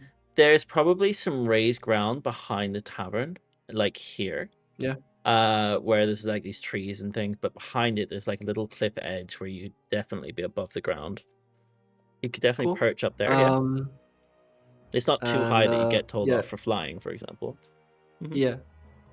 So you would be a bit more out of view, a bit away from the hustle, and I guess he would just kind of try and sit there, gather his thoughts, close his eyes occasionally, but mainly like trying to listen to the wind. You're listening for because the he's- wind. Okay. And then just looking up at the skies, waiting for a potential storm to come, because he's half expecting it, because he's never had that moment before, and he's very confused. Okay. Yeah, so he's very intently listening for something. I'd say Somehow. that you notice there's a little bit of a higher ledge just above you. It's got probably a better area it's got more of an open air, but it's definitely a little bit further up. You'd be able to see most of the city from here. It's sort of on the cliff, or at least the southern part of the city. Do you think Elirr would fly up to it? Yeah. As you fly on up, you find yourself perched on the edge here, and the stone of the city falls away beneath you. The air is cooler here, cleaner, and the wind appears to move differently than it did on the ground below. Above the rooftops here, it's It's not trapped. It's not bent in any way. It's free. And what you notice is that the codex to your side hums faintly, as though it almost prefers this height. I guess since you mention it, he's gonna, do the usual of like stroking the back of it so it calms down, and then he can open it up, and he's just gonna write in there. Do you remember where the wind left? Is that something he's heard before? Do you remember where the wind left you? As you write this, you go to write on the page, but the ink doesn't settle. It lifts off it and threads upwards, almost like weaving, as if it's being pulled by the wind currents around you. The page ripples slightly, and for the first time, a voice answers. Not from the air, but from within the wind around you itself. It's calm. It's measured. And you hear it.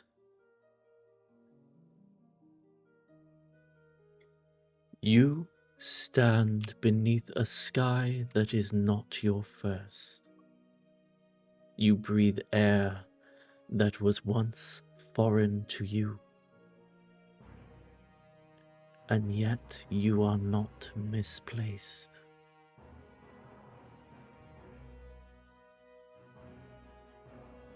It holds for a moment. Do you say anything?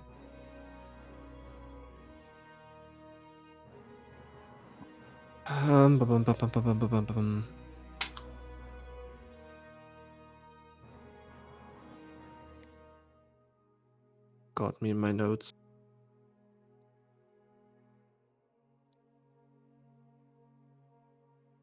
How did I get here? You were not born the way mortals are born. You were formed, condensed from the breath between worlds. A child of the vanished. And as you hear this, the page begins to ripple.